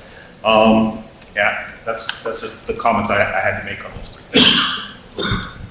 Sure, just coming back to Dr. Freitas' question, one interesting regional project that has happened is actually based out of New England, where because they have deeply, I keep referencing competencies, but it's applicable here. Because they have defined competencies that allow kids or require kids to reach a certain level of competency before they move on. So for I think all 3 states, the seat time requirement is out the door. What matters is the mastery. But what they've started to have real conversations and collaborations around are performance assessments. So in looking at previous conversations that you've had, people have asked, how do we give kids the opportunity to apply knowledge in ways that they might do in the workforce or college? And so in Maine, New Hampshire, and Vermont specifically have been working on performance assessments that give kids the opportunity to apply their learning in ways that make sense for their region and for their areas of interest. So throwing that out there is a potential exploration. I'll go next. To that question of interstate mobility. Yes. The famous, I always mess up this quote, but it's the 2 things that don't respect state borders are animals and employers. I think is how and I think the conversation about the military has shed a lot on sort of what a big problem in this work is that the military is a model employer in this regard of creating a pipeline or building its pipeline of career-ready students. If you think about sort of the steps it's taken, it's set a baseline across an industry. Let's use the word industry lightly. Getting the Army and Navy and Air Force to agree on basic standards of things, I know is not always easy, but it accomplished that in sort of saying these are the baseline competencies or sets of skills we look for someone to be ready for this pathway. So you had industry coming together and saying this is generally what readiness means. So that's one thing. We don't have that really at scale in other industry sectors. The second thing that you just talked about, the pathway opportunity for people who maybe aren't otherwise passing that exit exams, but they're going on to the military. The employer is giving them work experience. They are financing their post-secondary education and training. They're providing them applied learning opportunities, and they're creating the basis for pathways later in life. It's not narrowly training to one job. It really is creating this broader learning and working experience that the employer is heavily invested in. That itself is not a relationship that broadly exists across employers.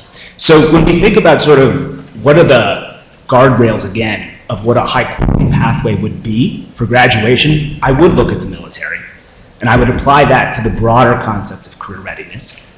And to try to make this a little bit real, I think that Indiana has been a leader for several years in career council work and trying to develop regional strategies, bringing industry together, having conversations, harmonizing skill standards as opposed to one employer saying they don't have the soft skills because this is what I think soft skills are, and then another employer says it another way. Without that discipline, or at least that regional connection where industry is actually agreeing on basic competencies or standards about what is the baseline for entry where maybe there could be flexibility, it's going to be very hard to execute. The good news, you have career councils in Indiana. I know that sunsets, but I would take a hard look at that down the future to see that as a mechanism for powering regional strategies, because the Louisville area, that is the state border might as well not exist there. We know that there's employers in Indiana that pull kids out of Kentucky and vice versa. That regional strategy will mean a lot about harmonizing industry views on what baseline skills are across borders and across employers, which are really important to contemplate going forward. So I would just add to a couple of the points here too, just to reemphasize things. We're seeing that kind of cross-state need to make sure that the student in Indiana is also successful in Pennsylvania and California, New York. We are seeing a lot of commonality across the indicators that states are selecting for college and career readiness, which I think has already been emphasized here. We talk about dual enrollment courses, AP and IB, even the ASVAB. We are seeing similar measures across all states. Where I think we're seeing the differences of approach is how states are defining it. For example, you brought up North Dakota, which has a great idea for kind of is a choice ready. So when you get your diploma, you get a sense of whether or not you're ready for the choice of your choosing for your pathway forward, be it career, military, or college. And there are different indicator thresholds for each of the different buckets. Versus another state that has combined it together for one of those college and career readiness indicators, where maybe they're not different based upon the pathway you're choosing, but the same, regardless of the pathway.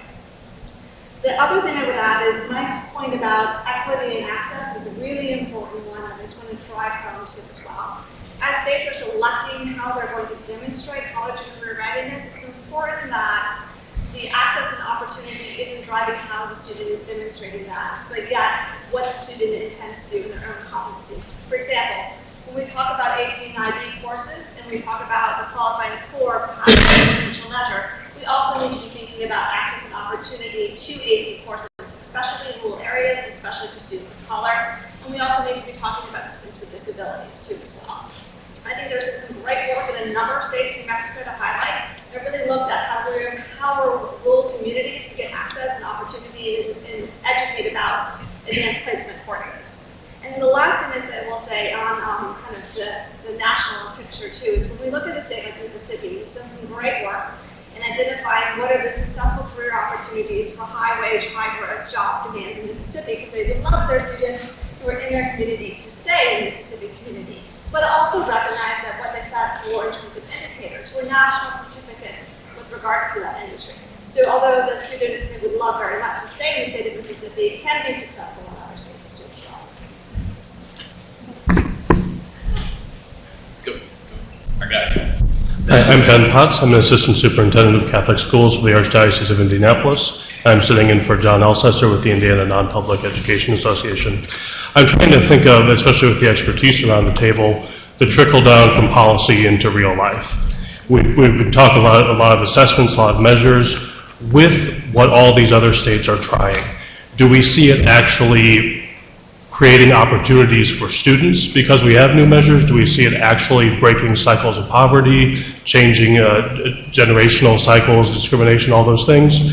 And on the other side, do we actually see implementability of all these different pathways? And kind of a fundamental question that I keep wrestling with, are we looking at a fully new set of standards, or is this pathway discussion looking at a new way to prove mastery of a current set of standards? So I think we're wrestling with a number of different topics, but what is that trickle down from policy to our students on the streets and their families, and how do teachers, counselors, principals implement all these great ideas that are going around?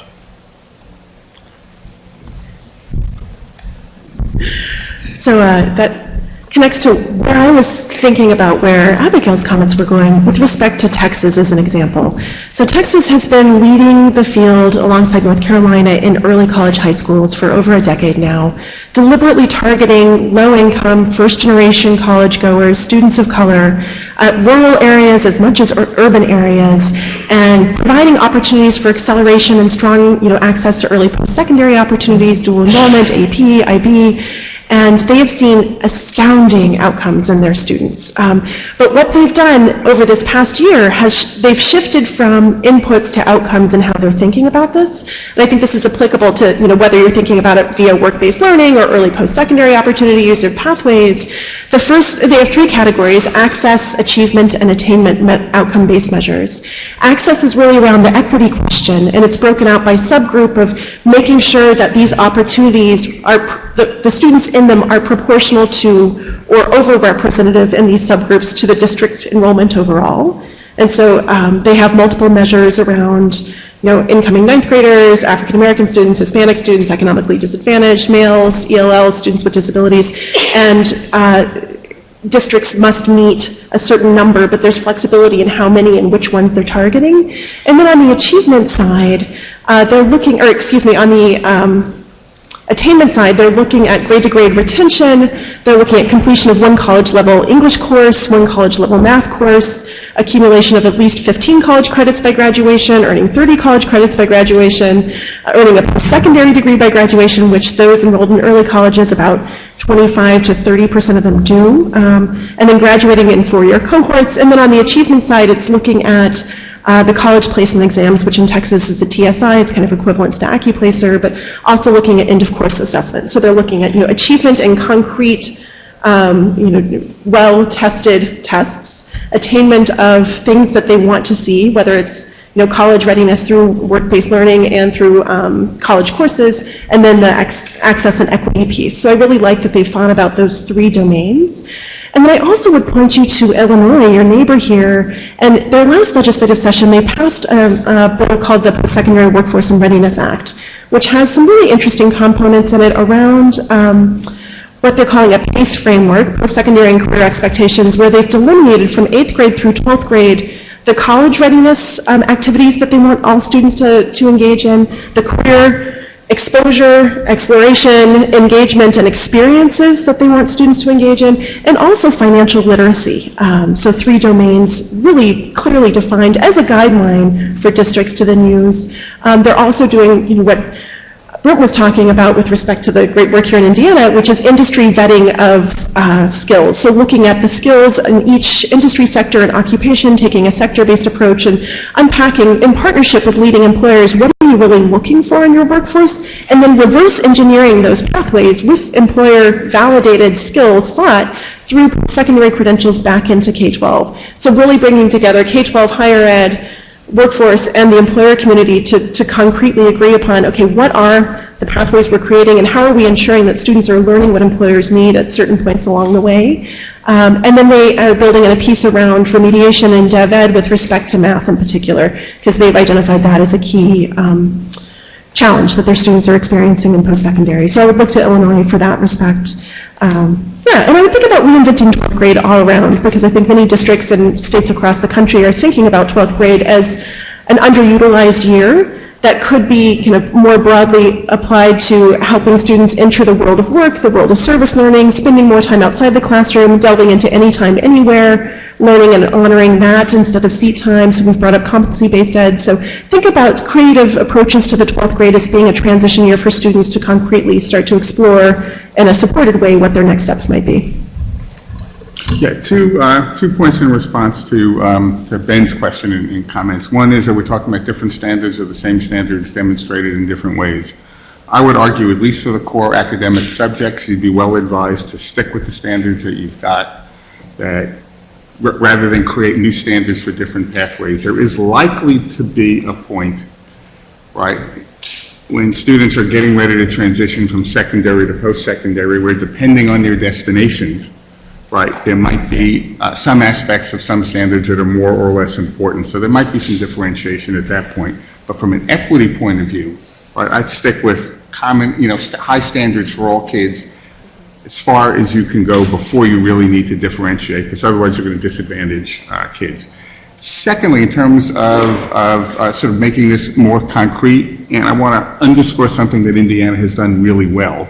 I know this has been a little bit of a debate lately, but we have been tracking what Indiana's done with the Core 40 for about a decade now, right? And there are a couple of things that are really important about that, leaving aside the debate you're having with the Fed, so I'm happy to advise you on that as well.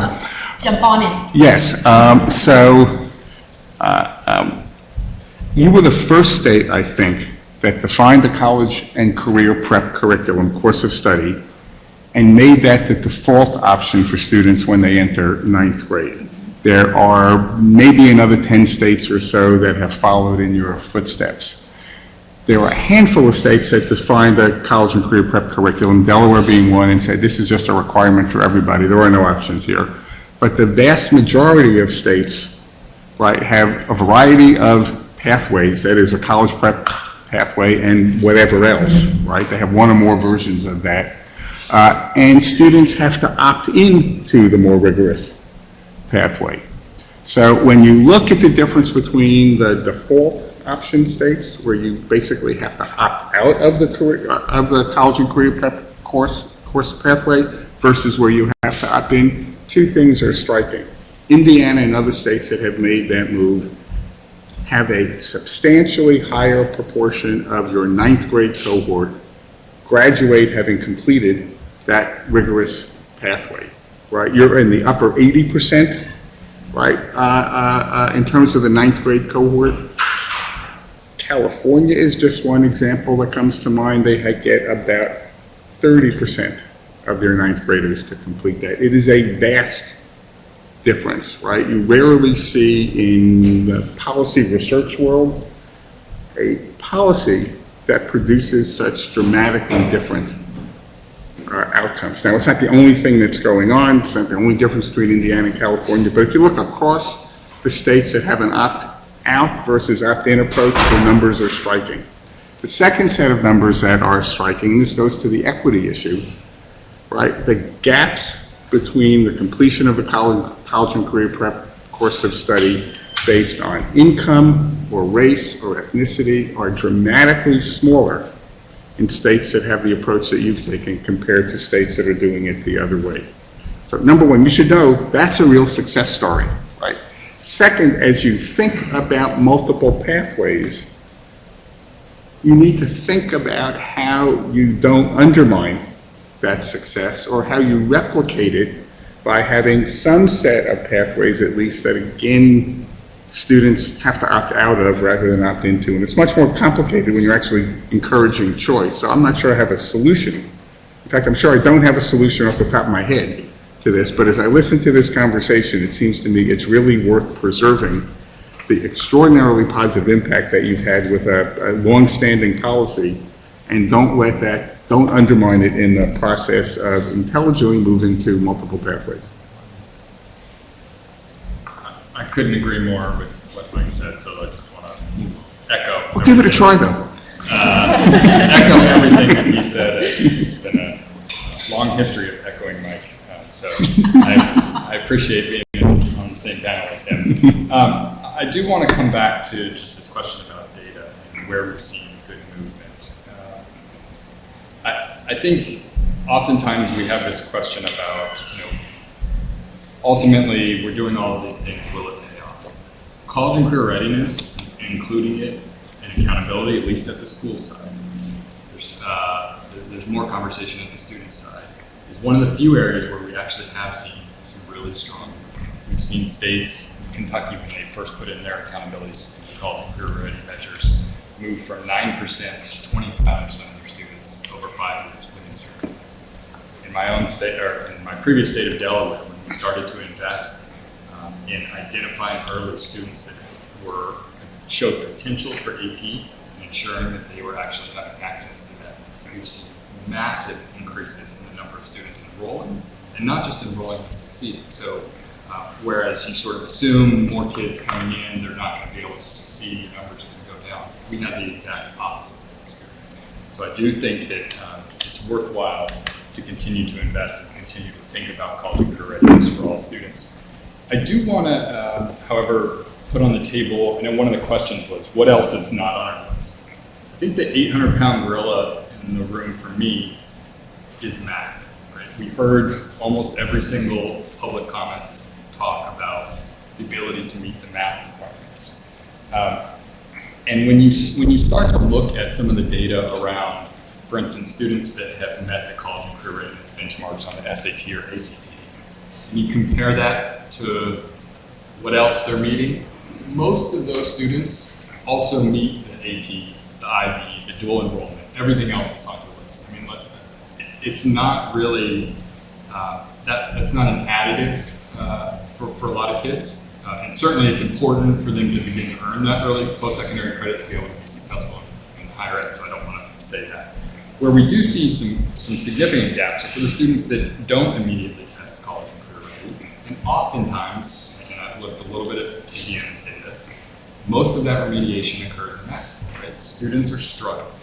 We've seen, again to Indiana's credit, higher education recognize that we should no longer really be committed and locked into a single math pathway for students.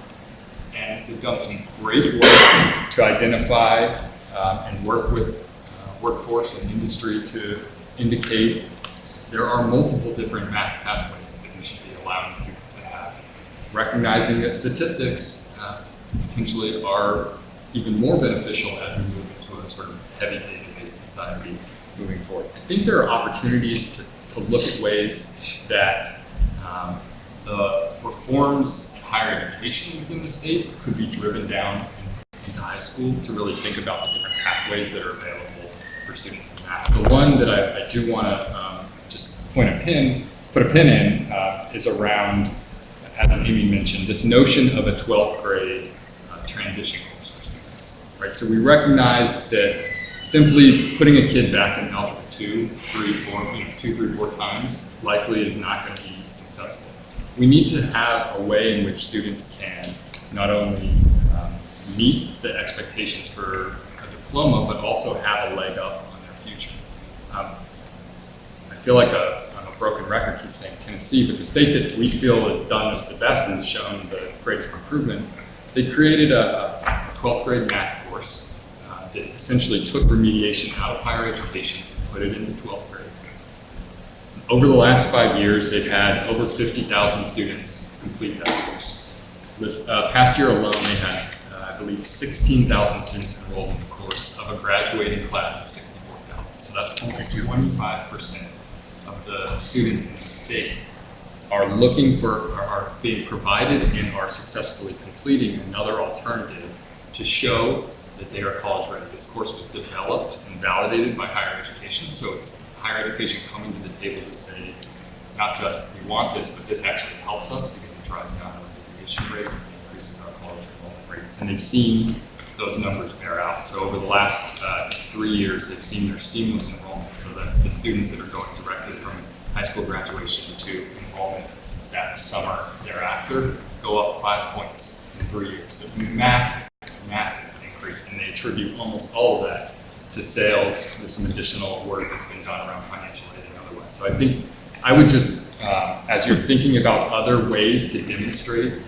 this kind of readiness, I would put on the table also the option of moving forward and thinking about the opportunity available in these transition courses. Yeah, and just to chime in, that's already being done in Indiana. So we're working with the Commission of Higher Ed and to really mimic what Tennessee is doing. So that work is already underway. I want to ask the folks at the table as well, just to get some input into this. One of my concerns is I think sometimes when we set thresholds, we create artificial ceilings unintentionally. And so I worry about those students who are like, hey, I'm an academic honors student and I got into Purdue, but I can't get into engineering. I got into IU, but I can't get into Kelly. And so I'm worried about those artificial ceilings on those thresholds that we already have with our diploma types, and caution the work of this panel so that we just keep that in mind. Because I worry about some of the things that are going on as far as our students who are getting admitted into higher education, but not necessarily into the areas of academic study that they were necessarily interested in. They may get there eventually, but maybe they're not direct admits to the degree we assumed. And I think for parents who are in that situation where we played your game, we hit your thresholds, we got in, but we can't do what we want to do right off the bat. It may take us a while. So just a word of caution that I hope that we can address some of that through this work. A couple quick comments there. One is, couldn't agree more. We've just done a study in Massachusetts on what employers are demanding for computer science and IT career opportunities. And it was done because there was a question in the state about whether kids could substitute a computer science course in high school for a math course in high school. So what we found out when we looked at what employers were demanding was, first of all, they tended to be demanding 4-year degrees for computer science and IT positions. Actually about 90% of the employers were looking for bachelor's degrees. That's higher in Massachusetts than in most other states, and we were surprised by that. Secondly, when we talked to post-secondary faculty, they said, if you want to come to our school at UMass, for example, and major in computer science, you better take 4 years of real math. Do not substitute computer science for it, because you're going to need those math skills, right, in order to succeed in this pathway. The key point here for this conversation is when you think about pathways, you have to look again into the career space, into what employers are demanding in order to really get the education and training requirements down right. So it's more than just what you need to get into the university, it's what you need for the pathway you want to go on. Second thing I want to say, partly in response to Ryan, I agree with everything you said, seriously. But math is going to be the issue, right, that you're going to struggle with as you define these pathways, right? And what I think you're going to find out to be true, as Ryan suggested, is it may be a different kind of math that is needed for some kinds of post-secondary programs where there's much greater emphasis on data and statistics, right, than on advanced algebra and pre-calculus, for example. Perfectly fine to figure out a way to kind of split those pathways at some point, but everyone's going to still need Algebra 1, right, in order to succeed in those. There's not going to be, if you just look at the projections, there is not going to be a demand for less mathematics or quantitative reasoning. There's going to be a demand for more and different kinds of it, and it's still going to require a really solid foundation in at least in Algebra 1, if not, in effect, half of what you would normally find in an Algebra 2 course. So doesn't mean everyone's got to pass an algebra test in order to graduate, but you really can't ignore the importance for strong foundational skills in mathematics. Strong foundational skills, not just in the elementary grades, but right through, you know, well into 10th grade or so. That's going to be important to not lose sight of. Just to follow up to Ben's conversation about what this actually looks like on the ground when it's being implemented. I'm Tricia Runner and I'm with the College Board. We are a not-for-profit membership organization, and a key constituency within our membership of K-12 and higher ed institutions are guidance counselors. And the conversation around the table really leads to, if you have these pathways, there needs to be good guidance to students, because there are nuances to the pathways. For example, if you want to become an officer in the military, what does that really take? It's not just getting the 31 on the ASVAB and entering into the military profession. If you want to get into engineering at Purdue University, it's not just earning that honors diploma. There are things that go with that. And so to the extent that as you're having this conversation around pathways, I would really encourage you to think of what does that mean on the implementation side in schools, and what is the level of support that's going to be needed at the student level to make these informed decisions at the student and parent level. And I speak as a parent who has children in public school in Ohio. My youngest daughter is a junior in high school. She has chosen to attend the Career Center this year, and her program of study is equine science. She came home and said, "Mom, I don't have to worry about those end of course tests anymore because I'm at the Career Center and I can get an industry credential." Well, I've looked at Ohio's approved list of industry credentials. Guess what? There isn't one in equine science. So we could cobble together those 12 points and create a whole lot more on top of what she's already trying to accomplish in her intended career path and interest areas, but we're already putting multiple square pegs in round holes in order for her to meet her career in academic goals. Because one place she would very much like to go to study agriculture is Purdue University. So I'm already having that conversation with Purdue. What does she need? Because I'm quite sure that that basic diploma and that equine science program of study is not going to get her there. So I would just say, again, we can talk assessments, we can talk pathways. We're happy to have that conversation about the value of things like the PSAT and the SAT and AP, and all of those being very valuable, nationally recognized credentials that can help kids. But I would say from the guidance counseling community that we also represent, you need to think about how this impacts the school, the counselor, the teacher, and the parent. Sure. I agree with Mike and Ryan about the math issue, and I'd like to throw science and foreign language on the table as well, too. We know that math plays a critical role in any of the options that are available to students, but it's not always a student ability issue. Sometimes it's the ability for schools to be able to recruit and retain math teachers to teach a certain foundation level to offer enough seats and sections in a higher level math. And oftentimes the newer, less experienced teachers are with those students who need the most assistance in math. And so from a school standpoint, that is a challenge that I know the state is looking at, and we've been tracking that for you.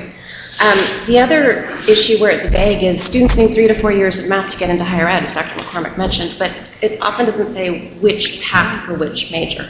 And so a student will start off on a major their freshman year and get set in that track and often not deviate or realize they should have started in a slightly higher level or a different direction. The same thing applies to upper level science courses. As we know, for a lot of these technical programs, for both 2-year and 4-year institutions, that spaces in these classes are limited and you need a higher level prerequisite math to get into those courses.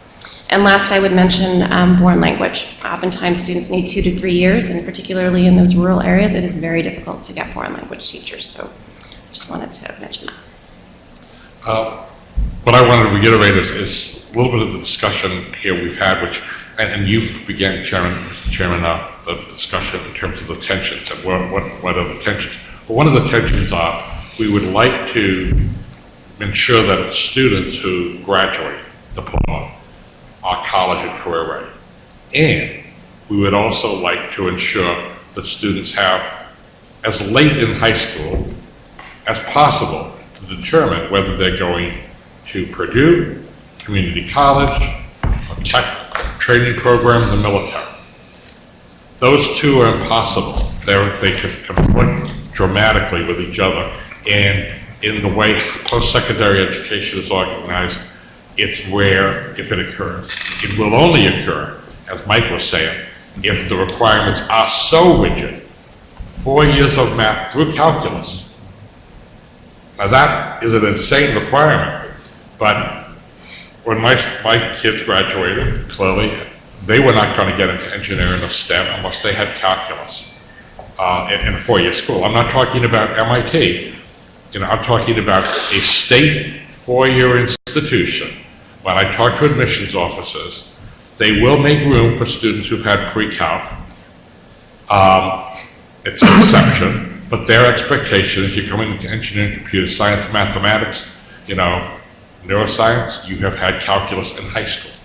Now, I don't think it's feasible to begin the math sequence with every student taking algebra in 7th and 8th grade and force them to do that. And when we don't do that, we do automatically introduce this problem, which is that some students will discover late on that they can't go into the career or the occupation. So that's just a given, and that's one of the things we have to communicate. I really do like what Patricia said, because when we have these pathways, we've got to get away from the college and career readiness as a unified concept, because it really is different.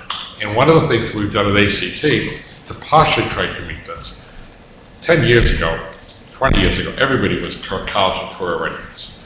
My view is the ACT and the SAT are not very good at measuring career readiness.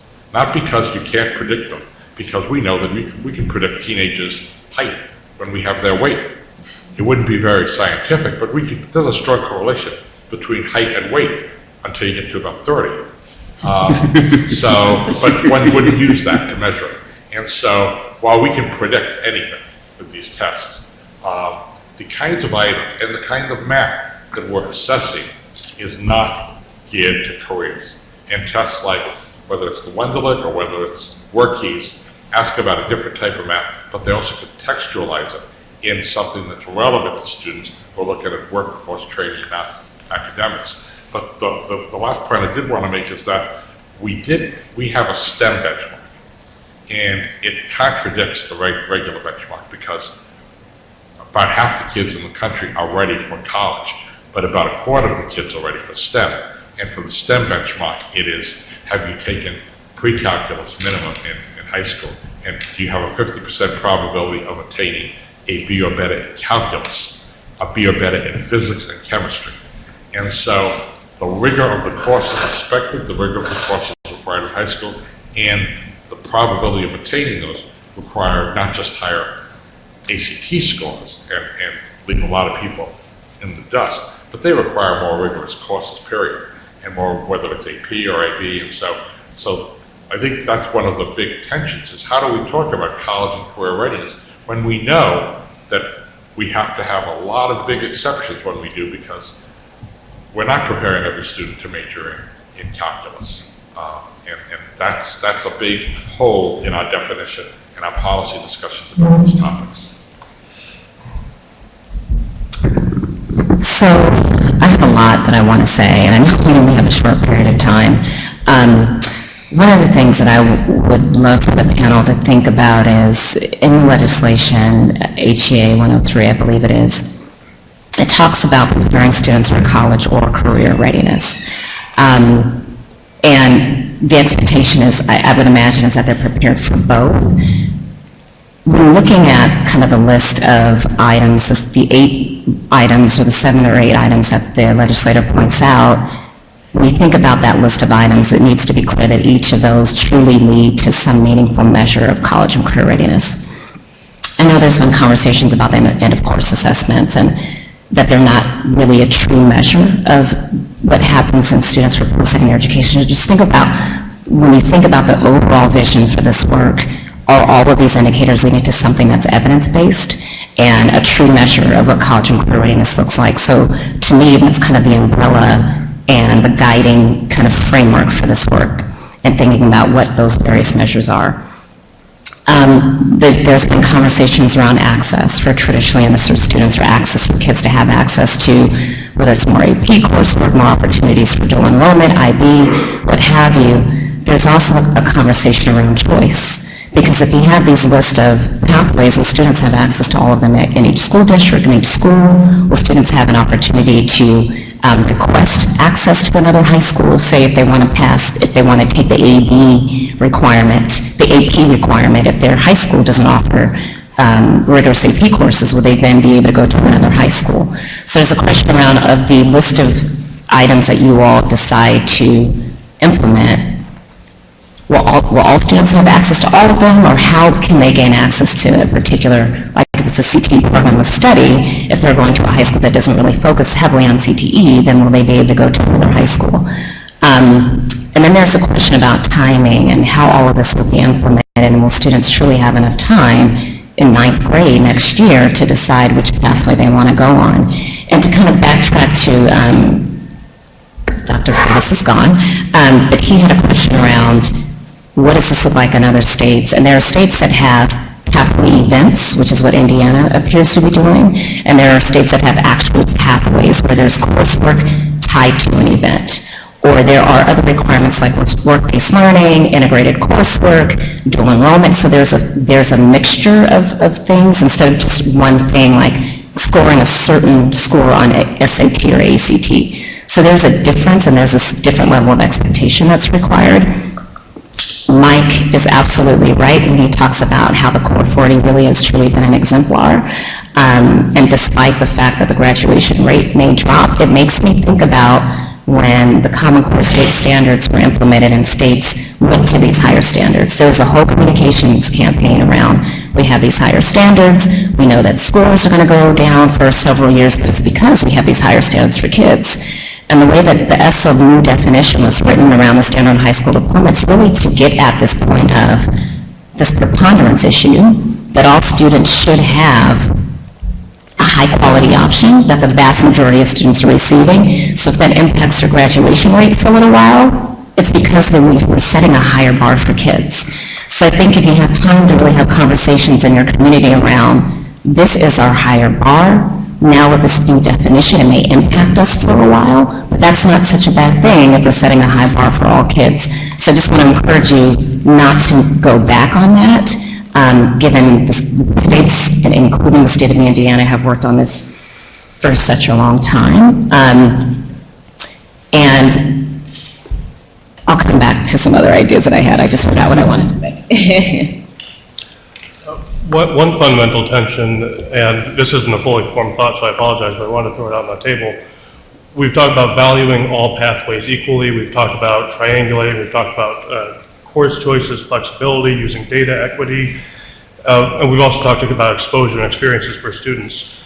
But almost all and I've been to 3 of the 5 meetings, almost 100% of the conversation, I would say, is focused on economic outcomes of education.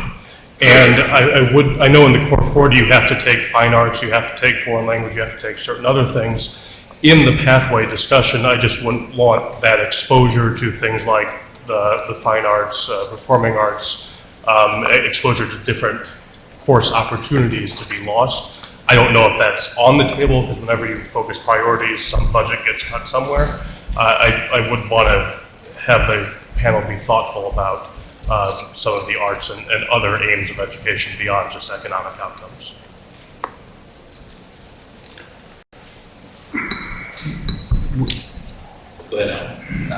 We spent a little bit of time talking about the ASVAB assessment, the work keys assessment. Mr. Hammonds had mentioned performance assessments and that you had assisted a particular state, I think I heard you say. Could you share more about that and the performance assessments that you, and what state that was? Sure. Probably the one state that's had the most experience with performance assessments is New Hampshire, and they're probably 10 years into a vetting process of their performance assessments, where they convened, much like you all are doing here, educators from across the state to say what competencies do we want of our kids, and how might we create performance tasks from point of entry as 4-year-olds to point of graduation as 18-year-olds that give kids the opportunity to apply their state standards while combining standards and essentially those desired outcomes. So New Hampshire has been on that road. It's a big part of their ESSA plan. It is their accountability process as well, is tied to their performance assessments in addition to their state assessment process. So there's as Mr. Cameron has been saying, there are multiple measures for them to determine that accountability. And if I can, since I have the mic, just coming back to Mr. Potts' question around implementation, one piece that does, so as a former high school principal, one piece comes in, so how am I going to schedule kids when I have X amount of pathways? And that certainly is a concern that is being tackled across states that are very intentional in establishing specific pathways. And I believe, I'm sorry, I can't see your name. Abigail? Ms. Potts, also, no relation. Ms. Potts referenced the idea of having those states that have referenced or created pathways, having them include very similar course requirements or competencies or expectations for learning. So one piece just to keep in mind from a high school principal hat lens is saying, so if we are going to create these pathways, how do I deliver that, and how do I schedule that, and how do I create those opportunities on a daily basis? And so a lot of states or a lot of high school principals across the country that are implementing these pathways work oftentimes are not putting kids in singular pathways within their high schools. You might have kids in multiple pathways in the same math course, in the same English course, in the same foreign language course. The interesting part where the innovation really comes to play is when the kids are empowered and given the opportunity to prove their mastery or their competency of that particular knowledge as it relates to their pathway. Just a small point. Turns out this is one area where Monica and I have a slightly different take on issues. I just want to put it on the table. This is the graduation rate calculation issue. The provision in ESSA is the first time that the federal government has done anything, to my knowledge, about the nature and characteristics of a high school diploma. This is not an area that is in their core competence. And I think in writing that provision, they misunderstood or failed to understand the complexity of high school graduation requirements and the variation around the country. So just one point to consider. Alaska, California, Maine, and Montana have one diploma, right? And now their diploma requirements are very much like the general diploma here in Indiana. Okay, those states are going to count all of their kids in their graduation rate, right? The feds would have you not count kids who meet those same requirements in your graduation rate, and that is merely what's an artifact of two things. One is they have a uniformly low bar, whereas you've got a largely high bar. Right, and the second is there are other states that also have, Massachusetts is a good example here. They have defined Mass Core. It's a college and career prep course of study, right? Students who meet those courses get a designation on the single diploma that the state awards, right? So they are recognized, and there's an incentive for students to take those courses, just as there is here in Indiana. But everybody, every ninth grader everyone who completes, who earns a diploma is counted in the graduation rate. There's no distinction for the kids who meet a lower bar, right? You'd be the only state in the country that is going to have to readjust your calculation based on, I know this rarely happens, a flawed provision, right, in a federal law. Never happened before, but just this once, there's a slight flaw in it. I would not back off of what you currently have. Okay. It's my job to keep us on track, and man, I hate doing that, okay? But we're gonna have a little fun here. So, Mike, just to get you prepared, I'm gonna give you 5 minutes max to review, okay? Because I think a review is gonna be important, and with what I'm gonna say next, everybody's gonna want a little bit of review. So, collaborators. And we're gonna start with you, Monica, so I'm gonna let you know this is where we're gonna start after the review, okay? Panel members, we're gonna do values. Collaborators, your job is, you now get to, and I'm going to let you kind of pick and choose here, okay? You get to either pick an area that you, if you were king or queen in Indiana, we're going to make it a monarchy for today, for a moment, okay? And you could choose our panels. What would that look like? Okay, so pick hey, this has to be in there. That could be what you could talk about, okay? This has to be in there. Or, here's the things that I would make sure it has, to Dr. Freitas' specificity, okay? So I'm going to give you some latitude there, but here's what it needs to have, or here's what, you got to do this piece, right? Or, boom, boom, boom, boom, here's the things that we would do.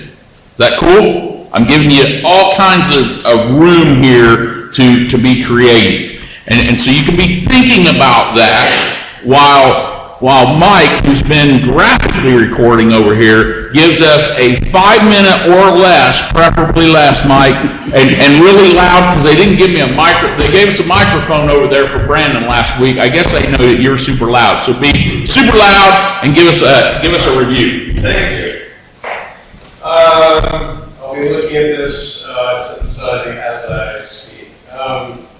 So definitely the starting point, hearing loud and clear what we mean by success. Defined as every student has a pathway to their post-secondary endeavor. Let's say there's a model of the student at the center, which we heard over and over. Let's make sure we're thinking about the students. Whatever those post-secondary endeavors are, let's make sure that there's a pathway that lets that student find that way there. We heard definitely again, and some of these are coming up time and time again after hearing several of these discussions. Rigor, relevance, flexibility, over and over. It came up later, making sure that students have as much time as possible to be able to choose that pathway throughout their education. We heard some very specific stories from the community, students for whom the concept of one diploma has been something that enabled a life that they might not otherwise have had. We serve so many different types of students, and so let's make sure that we keep that in mind. Students for whom general diploma provides a pathway to contributing to community and society in any number of ways, also allowing educators to do their job better. Recognizing that this has been an ongoing dialogue, certainly there's been a call for some sort of graphic something to respond to. Dr. Curtis said, yeah, 2 weeks ago we're going to start working on that the 10th of October. With some kind of output from that group incentive. There are also elements that we heard time and time again, stackable credentials, that flexibility, balance with rigor, recognizing some sense of exposure to work and work-based education. Another thing we heard over and over again, input from the industry is absolutely essential to this design process. I think that's going to be part of this. I'll just also touch on that word process. So Hearing over and over again, we have these outcomes that we want to get to. We have this design that we're talking about. Recognizing that we cannot design for a future that we don't completely understand or have a clear picture of. So how do we make the skills as transferable and applicable as possible? How do we give them that flexibility as well to make sure that when conditions change, as we know they will, that our system will be able to flex with that, and that our students as well will be able to flex with that. And so thinking, what are we designing? Think of it less as a static image or a map, and maybe more as a moving process that we'll be able to move as time goes and as conditions change. Nobody wants less rigor, just a point that we've heard. That's something that comes up again over and over. What is success down the road? How will we define it? What happens when students leave? So how do we track people after they leave high school and after they leave college and after they maybe moved on to a second career? What kind of data do we have around that? How might that inform the work that we're doing now? Further into those tensions that Dr. Ernest asked about, certainly between today and some future state that we don't have a clear picture of. Certainly that question of equity is another one that we've heard over and over. Something top down as well as bottom up. Where do those meet? How do we design both of those in mind? What is something universal? What is something local? How do we focus on outcomes? How do we create something foundational as well as something flexible? What could that design look like? What are those skills that allow us to approach things that way? As well as for assessment and metrics. Being clear about language is something we've heard over and over. How do we focus on those outcomes? Just heard that many times. Access and equity. What are alternative delivery mechanisms for those high-quality pathways? So what options are open to us? Conversation moved to what are some of those exemplary and exemplar states and some specific portfolios and pathways. What can we learn from those places? So many examples that certainly we've heard. Just to quickly go over, my sense as described is that probably there's going to be work digging into a lot of these. But what I heard at first go is that there's many places that have designed a version of this, but we feel maybe nobody has designed one system that's pretty clear, okay, unlock this and implement this. And probably that doesn't exist. This is something that each state and each condition is going to warrant their own design to be able to really reflect what their needs are. So it's a relatively new concept. There aren't that many exemplars yet. There's no one solution for every state. But certainly there's some principles that sound like they make things more likely to be successful than not. And so working with industry, working with local and regional communities, recognizing that there are already national assessments in place that might help inform this work. How can we build upon existing pathways that already exist? So let's not start all the way from scratch. How do we incent this work to make sure that what we're designing fits with what we're actually putting in place in our system? Again, that point, how do we know what these jobs will be in 10 years? It's very hard.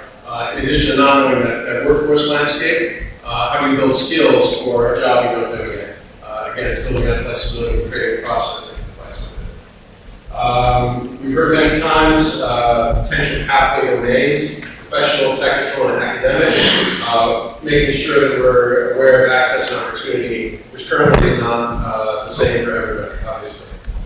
This model is emerging of something foundational and then some set of skills around it that relates to those type of pathways. Again, doing our best to make sure that those skills are the types of skills that will be transferable, that will allow people to flex when new conditions emerge. I'm sure I'm nearing my 5 minutes here. You're close. Work-based learning, again, being an element of anything. It comes up over here, this model that I heard, recognizing as students go through their pathways, saying that 12th grade years may be an underutilized time. How we use that as a potential bridge, especially around what that work might look like, exposure to some of those careers or whatever the post-secondary experience might be. How do we keep that, what's the model look like? How do we keep those options very open as long as possible while recognizing that by the end there's going to be something specific that has to be happening? The real question, what's implementable? What can we actually do? Recognizing that there are outcomes beyond economic outcomes. Also being able to really define what are we really trying to do? What are we trying to design for? Again, many states with certain pieces of that picture that would be worth digging into. I heard the military is one possible exemplar, recognizing the approach they take as far as assessments, connecting with what they need as an organization. Recognizing, trying to make this demonstration of competency and mastery as real as possible, connecting that to these pathways. Why I use these pathways as a frame to think about how we evaluate and assess, and even having students thinking about their own work and relationship to that larger path. Again, something that has to start very early. Math itself is maybe a unique sort of case. It's something that has provided maybe more of a challenge than some other subjects, but also maybe giving an opportunity for some of that foundational work. Context matters. Thanks. Very good, thank you. Okay, so now, we'll start over here with you, Monica, because what we're looking for, in the end, we want these pathways that when you all go to be on panels in other states, you're saying, wow, you know what they're doing in Indiana, right? Okay, because we've heard you use all those states, but wow, Indiana's really doing this well, right? So that's what we want. Monica, you're up. And we're going to skip the panel members this first time around. We're going to go with our collaborators, then we'll come back to panel members and go around with our values. Okay, so just real quick, back to what Mike stated earlier, I just want to point out that Indiana is not the only state in this predicament. There are at least 10 states that now have to wrestle with this issue of how to calculate their graduation rate. That's another conversation I'd love to have with you offline, but Indiana's being very transparent about that. One of the things that I know is difficult for this panel and even state leadership around this issue is to have this conversation about grad pathways outside of the conversation that we need to come later around changing your different diplomas to graduation. It would have been wonderful if those conversations were happening at the same time. So just as you think about what these grad pathways are that even I'll recommend and suggest to our organization, if the state does decide to go to one diploma, which may end up being a general diploma, just to make sure that the pathways that you consider now provide enough rigor for students across demographic groups so that they can reach these higher graduation requirements to truly ensure that they're college and career ready. So one of the things I want to point out that I hope you all would strongly consider is GPA. Tied to rigorous coursework as one of the pathways. As people have said multiple times, research shows that it's a strong indicator of college success, not just college readiness, but college success. So I would heavily consider including GPA. Also, a CTU program of study or a CTU pathway that's tied to something meaningful like a meaningful and rigorous work-based learning experience, like an internship or apprenticeship, in addition to, or an industry-recognized credential that leads to something that's substantive. I would also consider dual enrollment that aligns with the definition in NISA, which is basically, it includes dual credit that's transferable and actually leads to a post-secondary credential degree. There's plenty of studies showing how impactful dual enrollment is, but ensuring that it's something they get credit for in high school and in college and leads to an actual degree in post-secondary. So as KnowledgeWorks is an organization that supports policy design and practice implementation, I'm going to wear my practice hat right now. Mr. Potts' questions, I think, really stuck with me, so I'm going to continue to wear that hat. So as an educator, here's what I need. I'm the king educator for the day in Indiana. I need a well-defined, aligned pre-K 16 set of standards where I know that what I am holding my kids accountable to is transferable no matter what district my child resides in Indiana. I need that to be exceptionally clear so that the expectations that I'm holding my kids to is the same expectations that my neighboring colleagues are holding our kids to. I would really love as that practitioner to understand what are the expectations, what are those dispositions, what are those, to come back to Dr. Freitas' commitment to SEL, those social emotional learning expectations we have for our employees, what are those? Can we define those as a state so that I as a practitioner can integrate that in my classroom and those opportunities to integrate that in my classroom from the very beginning, again from point of entry to point of graduation, whenever that graduation might be. And can we define that? And can we call that, for lack of a better title, the profile of an Indiana graduate. All Indiana graduates will have this, so it doesn't matter whether they're in my neighborhood or well north of us. Also, I want to make sure that kids have the opportunity to be a part of this design. Have we given them the opportunity to ask questions, to give us some ideas as how we can integrate, how we can make this vision possible? And I'm not going to speak to the accountability, the assessment metrics just yet, because I know we have experts to do that. But one piece that would be exceptionally helpful is if we can provide the opportunity for kids to have their own learning plan within each of these pathways. And if I, as a practitioner, were given guidance on how to help develop that. So not something that's only done in high schools, but how do we create this personal learning plan for each of our kids so that when they enter our schools as 4-year-olds, that plan continues to evolve as their understanding of the Indiana world and the world at large evolves as well. And how do we document and track that and allow that to transfer between Indiana learning communities in case my child moves? So I'm going to focus on 1.5 issues. One that I've talked about before because you can't repeat some things too many times, but secondly, introduce a new element to this. So the main point is, if the conversations about pathways start with the end point, start with the outcome for kids and the destination, right? And make sure that the pathways lead someplace clear for every student. It follows from that you shouldn't start the pathway conversation with assessments or other kinds of indicators and how are we going to use those. And that became even more clear to me in the discussion about ASVAB and the conversation about career pathways in the military. Right? The ASVAB test at a low score, at a 30 or 31 or 32, whatever it is, may get you in the military, but it sure doesn't guarantee you that you're going to get to the destination that you want. So just starting with a test and a cut score, right, doesn't actually get the job done.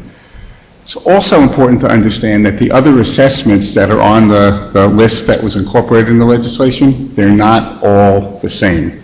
They're not all of comparable content or rigor, even among those tests that are likely to lead to 4-year institutions. A couple of examples. We talked about the growing importance of statistics. An AP stat test surely will have more statistics on it than the SAT does. They don't measure the same math, right? Similarly, an end-of-course test in Algebra 2 will almost certainly have more advanced algebra on it than the ACT math test does.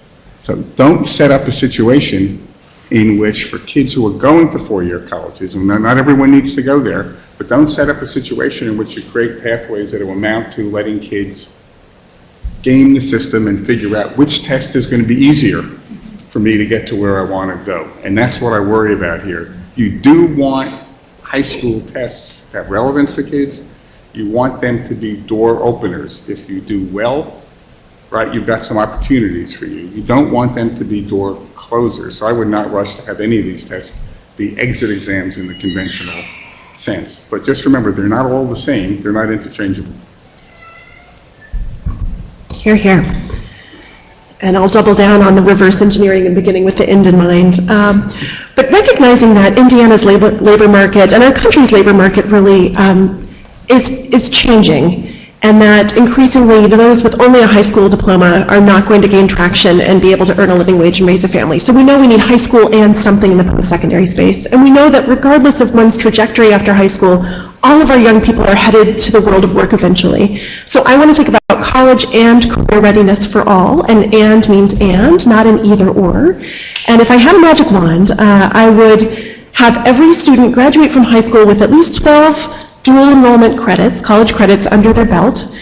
And yes, we can talk about AP and IB. You know, our JFF's philosophy is that we put a stake in the ground on dual credit, and that, you know, it's concurrently earned with high school credit, meets the same expectations of rigor. And I would like that to be students' first math class, first English class in college, and 2 career-oriented courses. So a mixture of gen ed and kind of career exploration dual enrollment. And I would like every student to graduate from high school with some form of meaningful real-world experience. So a continuum of work-based learning that meets their developmental needs, that connects to the capacities and conditions and demands of their regional economies. It could be service learning, it could be capstone experience, but would love to see every student have at least a 4 to 6 week experience that is valued either through being paid or granted academic credit, and that connects to their program of study and their interest. It isn't just I've got a summer job in this random thing that is an income but doesn't actually connect to my arc of learning. So I would love everyone to have a leg up on college and career through the proof in the pudding of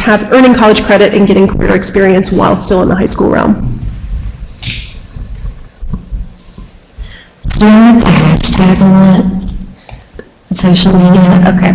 So new concept, right, for me. I'm a nerdy IO psychologist, but for the ASVAB Career Exploration Program, we have a hashtag called You Decide.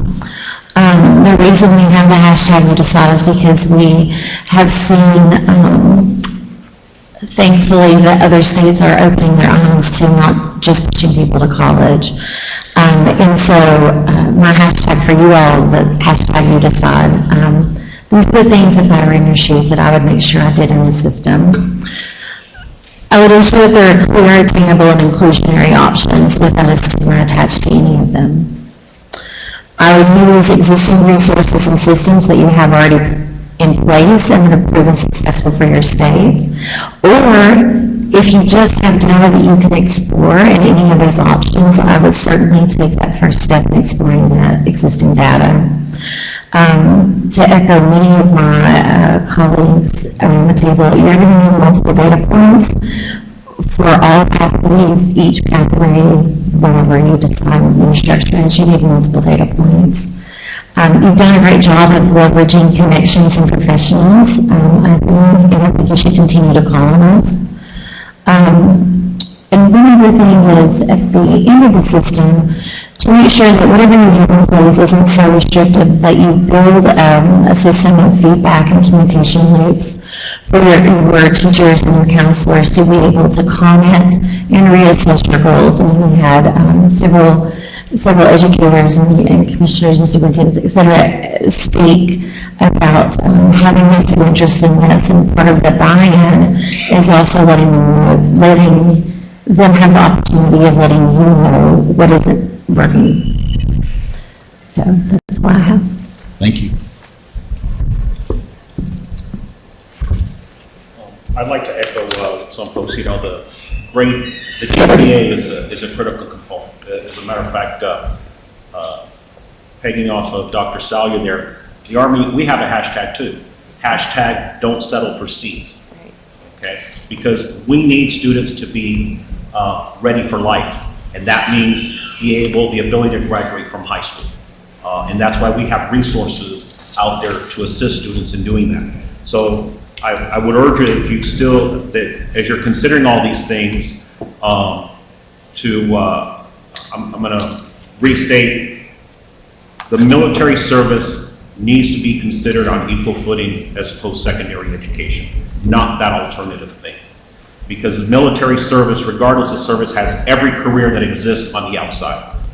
And not just consider the ASVAB as a military test, because the military uses the ASVAB to decide what career fields or what careers these potential future soldiers are going to be qualified for. Every career that exists.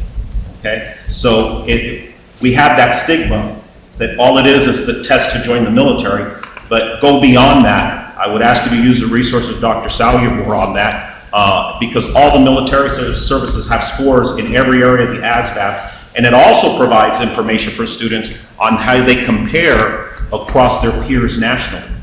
So when they're moving forward, to think about that. And really, those are the points I have. And I appreciate you. Thank you so much for allowing us to come here today.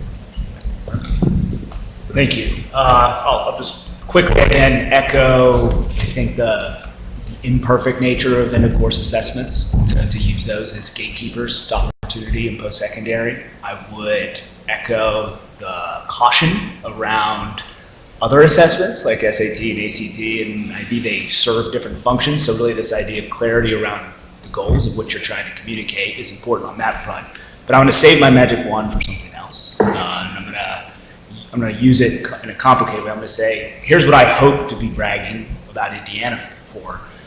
What Amy said about, again, starting where this ends, is there's serious flaws in our labor market in terms of how it works. And we've talked a lot about what employers think they want and what they set as requirements for certain jobs. There's tremendous room for them to innovate and become partners with education institutions.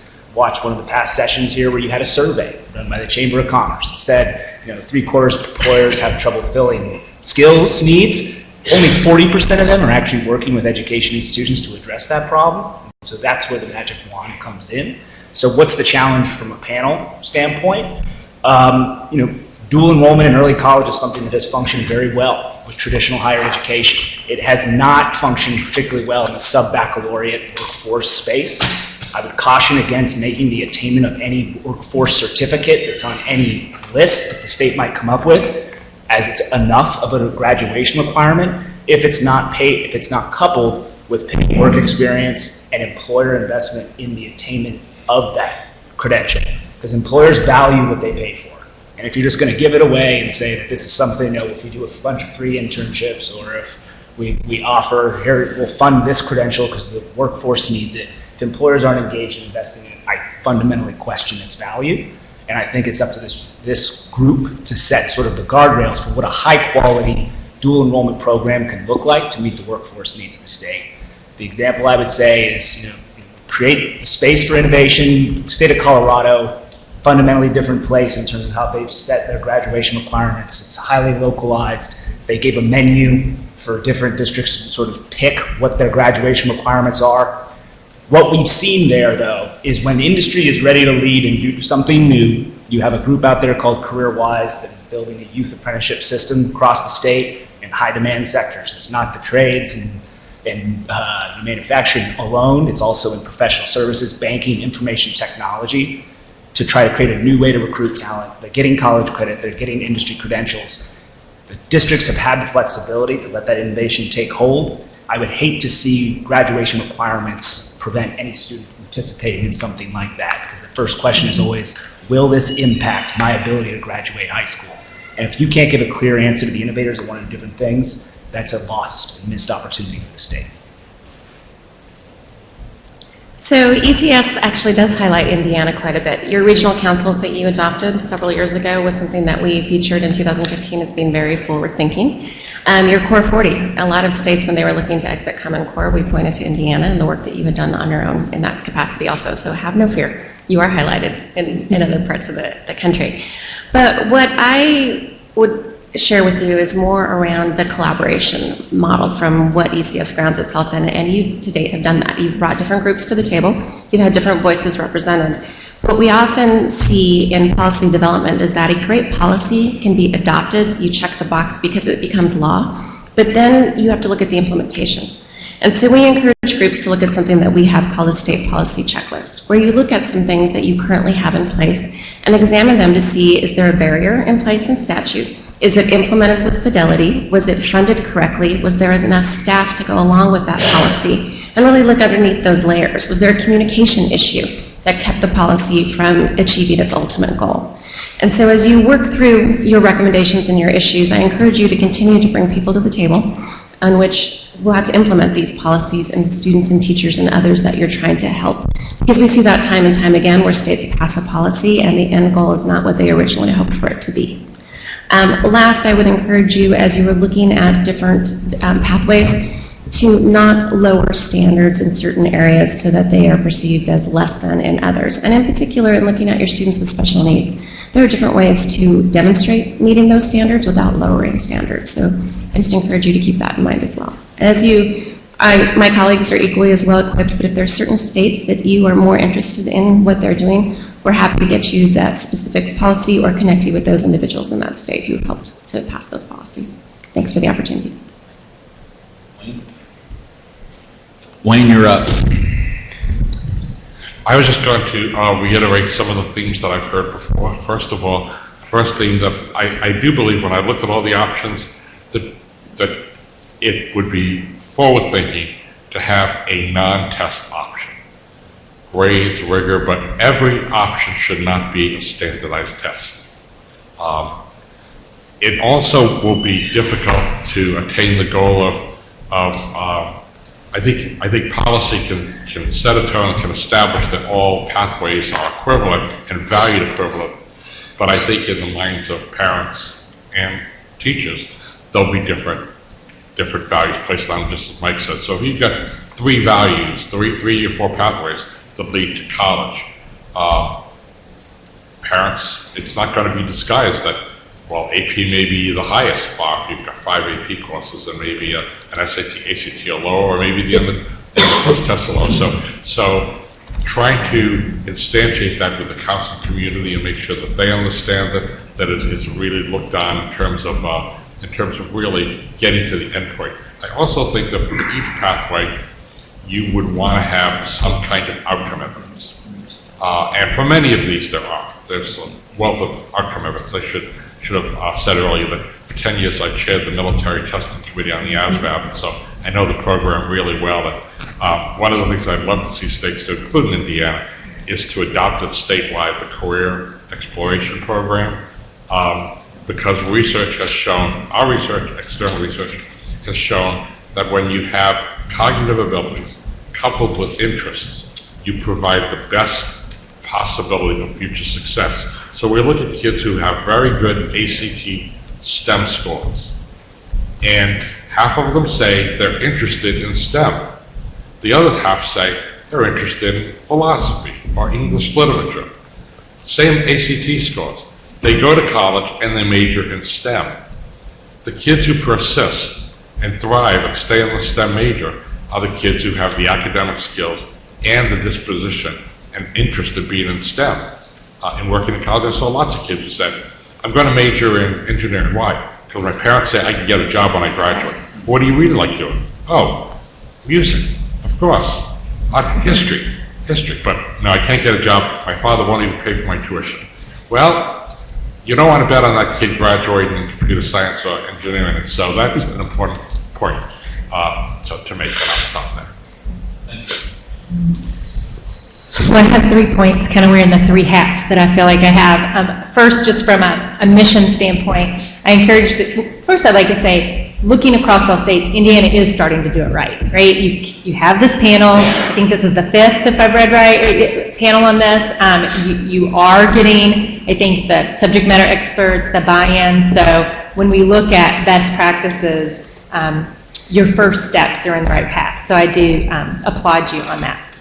But as a mission organization, I really encourage you, as any pathway that you put down, you put on a hat of equity and access and ask the question from each one. If this were a rural student, would this be feasible? What are the barriers? If this were a first-generation college student, what are the barriers to this? To Wayne's point, or someone, they shouldn't all be assessments, right? So you begin to think, and I'll speak from the ACT for just a moment because that is my vein. But I think a lot of us will say, hey, put the ACT down. Every kid takes the ACT or the SAT.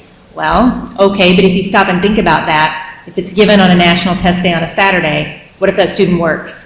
What if that student is providing childcare for their younger siblings? What if that student doesn't have access to a vehicle to get there because there's one car in the family and mom's using it to go to work, right? So we would think, by our history, well, of course they can take it on a Saturday. They get a voucher for free and reduced lunch if it's a low-income student. Well, there's other barriers. So I just encourage you, whether if this panel can't find that perspective, not just rely on public comment for that, because I don't think that's the service that's needed, but to really have that perspective in the room, viewing every one of those, of what would that not just look like for your kids or my kids, but what would that look like for a first-generation college student? What would that look like for a low-income student? What would that look like of all ethnicities? I think that's important.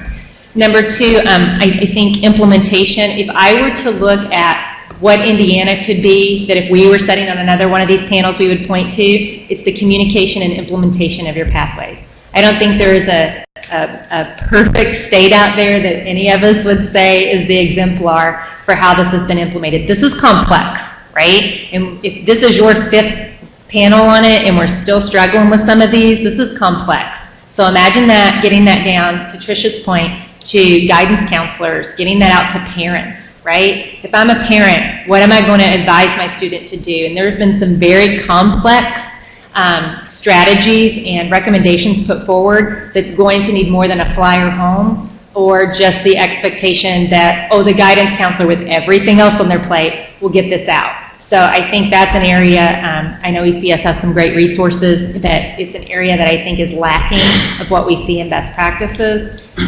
And then the last thing I'll say, just from the subject matter expert, of as you look at these scores, students take the path of least resistance in meeting whatever's going to be out there, right? So if they find a low bar that, hey, I can meet these requirements, we'll flow to that. I think that was Mike's point. So I'll just speak specifically to the ACT, but if you look at including the ACT or work keys, begin to think about, do I just want to say, hey, they meet the college and career readiness benchmarks that ACT's put out. Some states have done that, but really look at what percentage your students would meet that and what that means. Do you want to start and say, do we just want to say a 17 flat, which is what Mississippi, Alabama, some other states have done? Or do you want to look and say, in reading, you would need this score. In math, you would need this score, right? So I think if you go the assessment route or the non-assessment route, don't just assume a blanket for each one of those, but really dig down and say, what would it mean for each sub-score of that? And then look at, and you have the data on this, how many students would meet that benchmark if you put it out there? And if it's 3% or if it's, then maybe we want to readdress it to your 31 versus 70. There's a big difference there. And then I know I avail myself, as everyone does, to call back on those panel members to say, does that make sense? Would that be something that you could stand behind if you're in Virginia on another one of these panels? So that's my three things, really, is equity and access, not just from public comment, but from those that are in those demographics, communication and implementation, and then really digging into not just a blanket score or what could be the path of least resistance, but what would make the most sense if we really dig down on each one of those scores or non-assessment that you choose. Thank you. Ryan? Thank you, Chairman. So I would operate under two principles. The first that you've heard multiple times, which is to set the expectations with the validation of higher education and industry. I would make sure that you include and really look to higher education as an important voice in this conversation. And then the second principle is ultimately to do things that give students a leg up on their next step. Right? So these requirements are not just for the sake of requirements. We actually want to be able to propel students to be successful in the next step. With respect to the career side, that really looks at sort of opportunities to gain experience and to demonstrate those technical and professional skills that I talked about. So the two that I would call out specifically would be the state-approved list of industry-recognized credentials, because I think it's important for the state to have some validation there. And then the second is that a pathway that has the opportunity for students to have some work-based learning experience, as I talked about. On the higher ed side, I think it's important to both give opportunities for students to place directly into credit-bearing coursework and for them to earn early post-secondary credit while they're still in high school. So in that experience, that would be both dual credit opportunities as well as for the remediation side, the thing that I mentioned, the 12th grade transition course. I do think that you can build upon the work that's done in Indiana now and moving forward to make sure that you've got a large segment of students that aren't just being left behind, and if they are able to enroll in higher education, don't end up in a pathway that ultimately has been shown to be not that successful. And then I would just close by saying what I liked about this legislation was the opportunity for other examples to come in over time. And I know that you don't want to have an ongoing conversation about this, but just to be open to continue to look at the data, continue to look at the opportunities and the pathways as the economy shifts, as higher education shifts with what it's trying to do, and be willing to add things over time and to listen to your stakeholders if there's a case that can be made. So at the College Board, we like to think of our products, programs, and services as a way for students to clear a path for them to own their futures. And I think these pathways can help students do that. But in order for that to happen, I would like to say that I do think as you're considering these pathways, you do have to look at access, But you not only have to look at access, you have to look at what is attainable.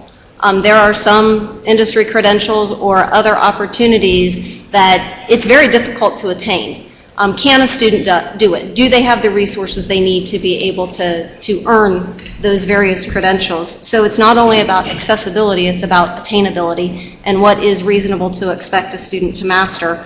It's about opportunity, but it's also about flexibility. We're talking about very young decision makers, and potentially their parents or potentially educators who are guiding them, and they change their minds. So if I start out on one pathway, how difficult is it for me to make an honest choice to change pathways that doesn't delay or impede my ability to pursue the opportunities I'm seeking and the pathway I'm seeking? And I would also say that Indiana has been a leader on a lot of educational policy space. They have done a lot to ensure there is access to things like IB and dual credit and AP and other opportunities for students. But as you go through this process, I really think it also requires the diligence to look at all of those existing policies to say, do they create roadblocks to being able to implement these pathways the way we'd like to see? Because there are so many intersections across the policy landscape that may have unintended consequences. They served a purpose, but they may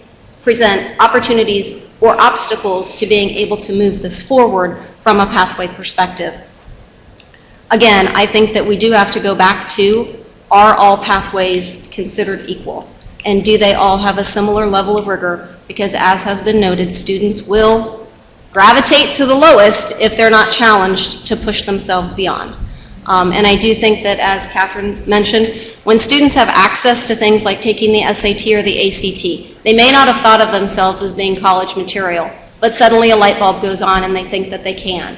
A student takes an AP, an IB, a dual credit class, or a career technical education course, and suddenly they see themselves and the opportunities before them very differently. And I would really like to encourage you to make sure that these pathways, make sure that light bulbs go on for students, not off for students in this process, and they have that opportunity to look at themselves differently and perhaps to change adult perceptions of who they may also be and become in their lives. Thank you. So I'll try to make the comments brief, and I go from very broad to specific. So starting off, I would say maintaining high expectations. We've already demonstrated that through the report. Second thing, look at equity and excellence, not as trade-offs, but inseparable endeavors, too. They must be both pursued relentlessly. Process point is this engagement process. I am already touting and saying wonderful things about Indiana. But keep it going. It's never done. And it's important to keep going for two purposes. Is one, I think you need to build that partnership and conversation because, as we touched on before, the labor market is continually evolving, and Indiana's system, in order to prepare students, must also continually evolve to match that. Second thing is implementation is critical too. And you need to engage in conversations with educators, school counselors, teachers, and parents in order to make sure that what you've attended is actually happening on the ground. The last thing I'll say is to re-echo some points from Mike too as well. Because finding your purpose and clarity is essential before you actually select your measures too. Making sure that you're clear about what the purpose and use is of the system, what is college improved readiness defined in relationship to what the destination is for kids is essential. Because when that is clear, you're empowering local innovation to actually meet that definition if they know and understand it. I think we get to prescriptive and very detailed specifications sometimes when we lack clarity. Now, getting really specific, what I would love to see in the system are things that I've already echoed throughout here. The dual enrollment piece, I think, is essential because you see the evidence for students who go on and enroll in post-secondary education, they persist, and they eventually complete, and that is powerful. The second piece I would also love to see is really for Indiana to push the envelope of that CTE work-based learning aspect too as well. What does it really look like? How does it empower kids to be successful in their career and engage in conversations with employers about that? The last couple of points I'll say is if you do investigate or look at GPA, pair it with an intensive professional learning and really look at comparability of coursework. We know through transcript analysis, through assignment analysis, that Algebra 2 is not Algebra 2 is not Algebra 2. And it's really important if you're going to look at GPA that you're going to pair it with some sort of guardrail with regards to comparability. The last thing I'll say is echo one of Wayne's points, you'll get bonus points from me, we're not looking at individual indicators as a binary yes or no, but we really are looking at a suite of indicators and how students can demonstrate success. That's it. Representative Bain, to you for values, and we'll work our way around.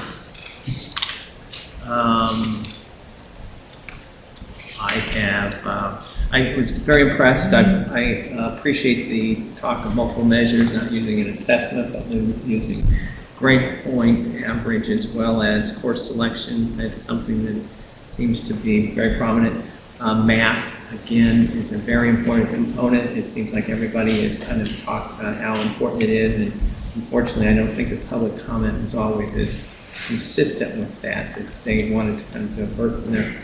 I was Core 40 and what we should do with single, I mean, there's been comments about how it would be great if this panel can deal with the diploma track. They're actually, one's legislative and one is promulgated by rules, so it's going to have to take a different discussion, but I don't want to eliminate some of the progress we've made by looking at something that makes more sense, maybe appears to make more sense in terms of flexibility, but doesn't. And then the last thing is military. I have a son in the United States Air Force. I have a lot of respect. I've always thought the military was a definite avenue we should select. I have a son that actually graduated from Air Force Academy, so I assume he took ASVAB at one point in time, but he is a pilot now. I'm very proud of it. And Superintendent McCormick, who left, actually has a son at West Point. Oh, wow.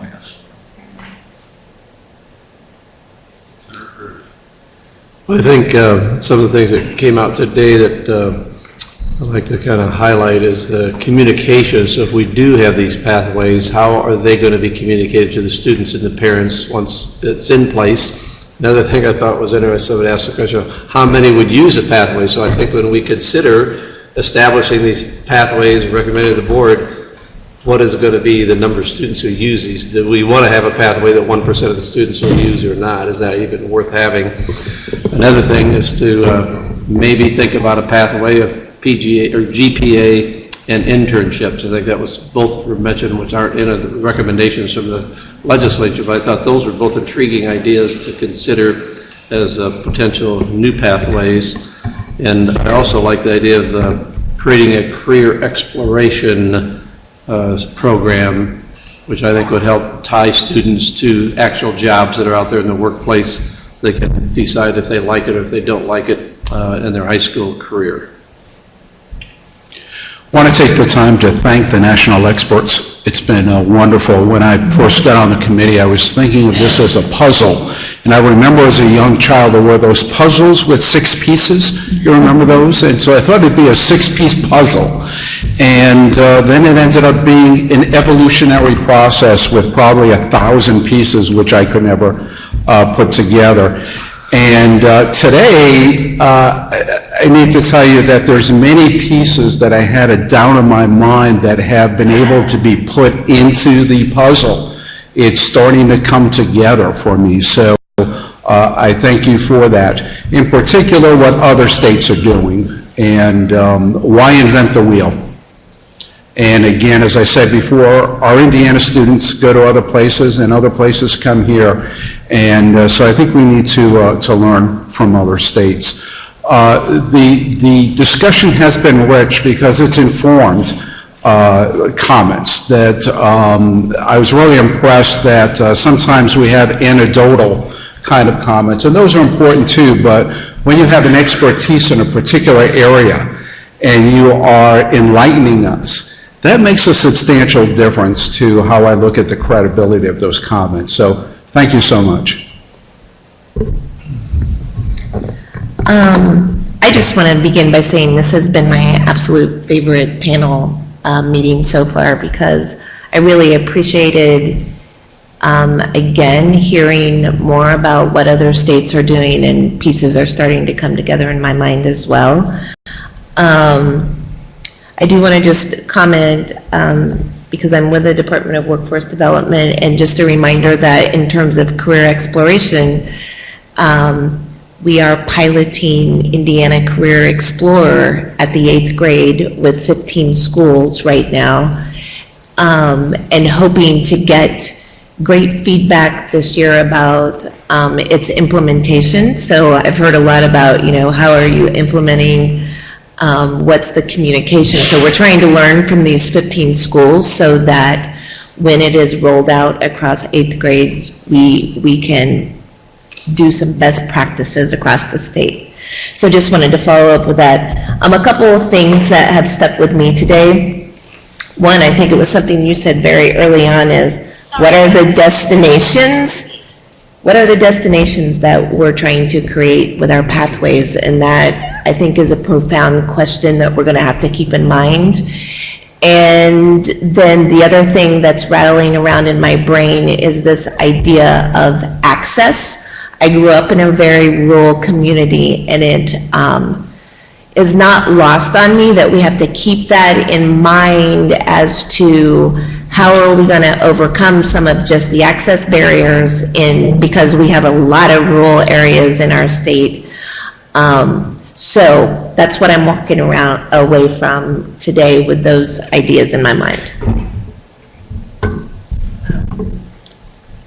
Last time we talked about having to remediate for the math ECA, and I don't want to necessarily lower the standards for the Core 40, but I do believe there's some kids that would be better to maybe remediate towards, the ASVAB or the ACT or SAT, because colleges don't recognize the ECA in science.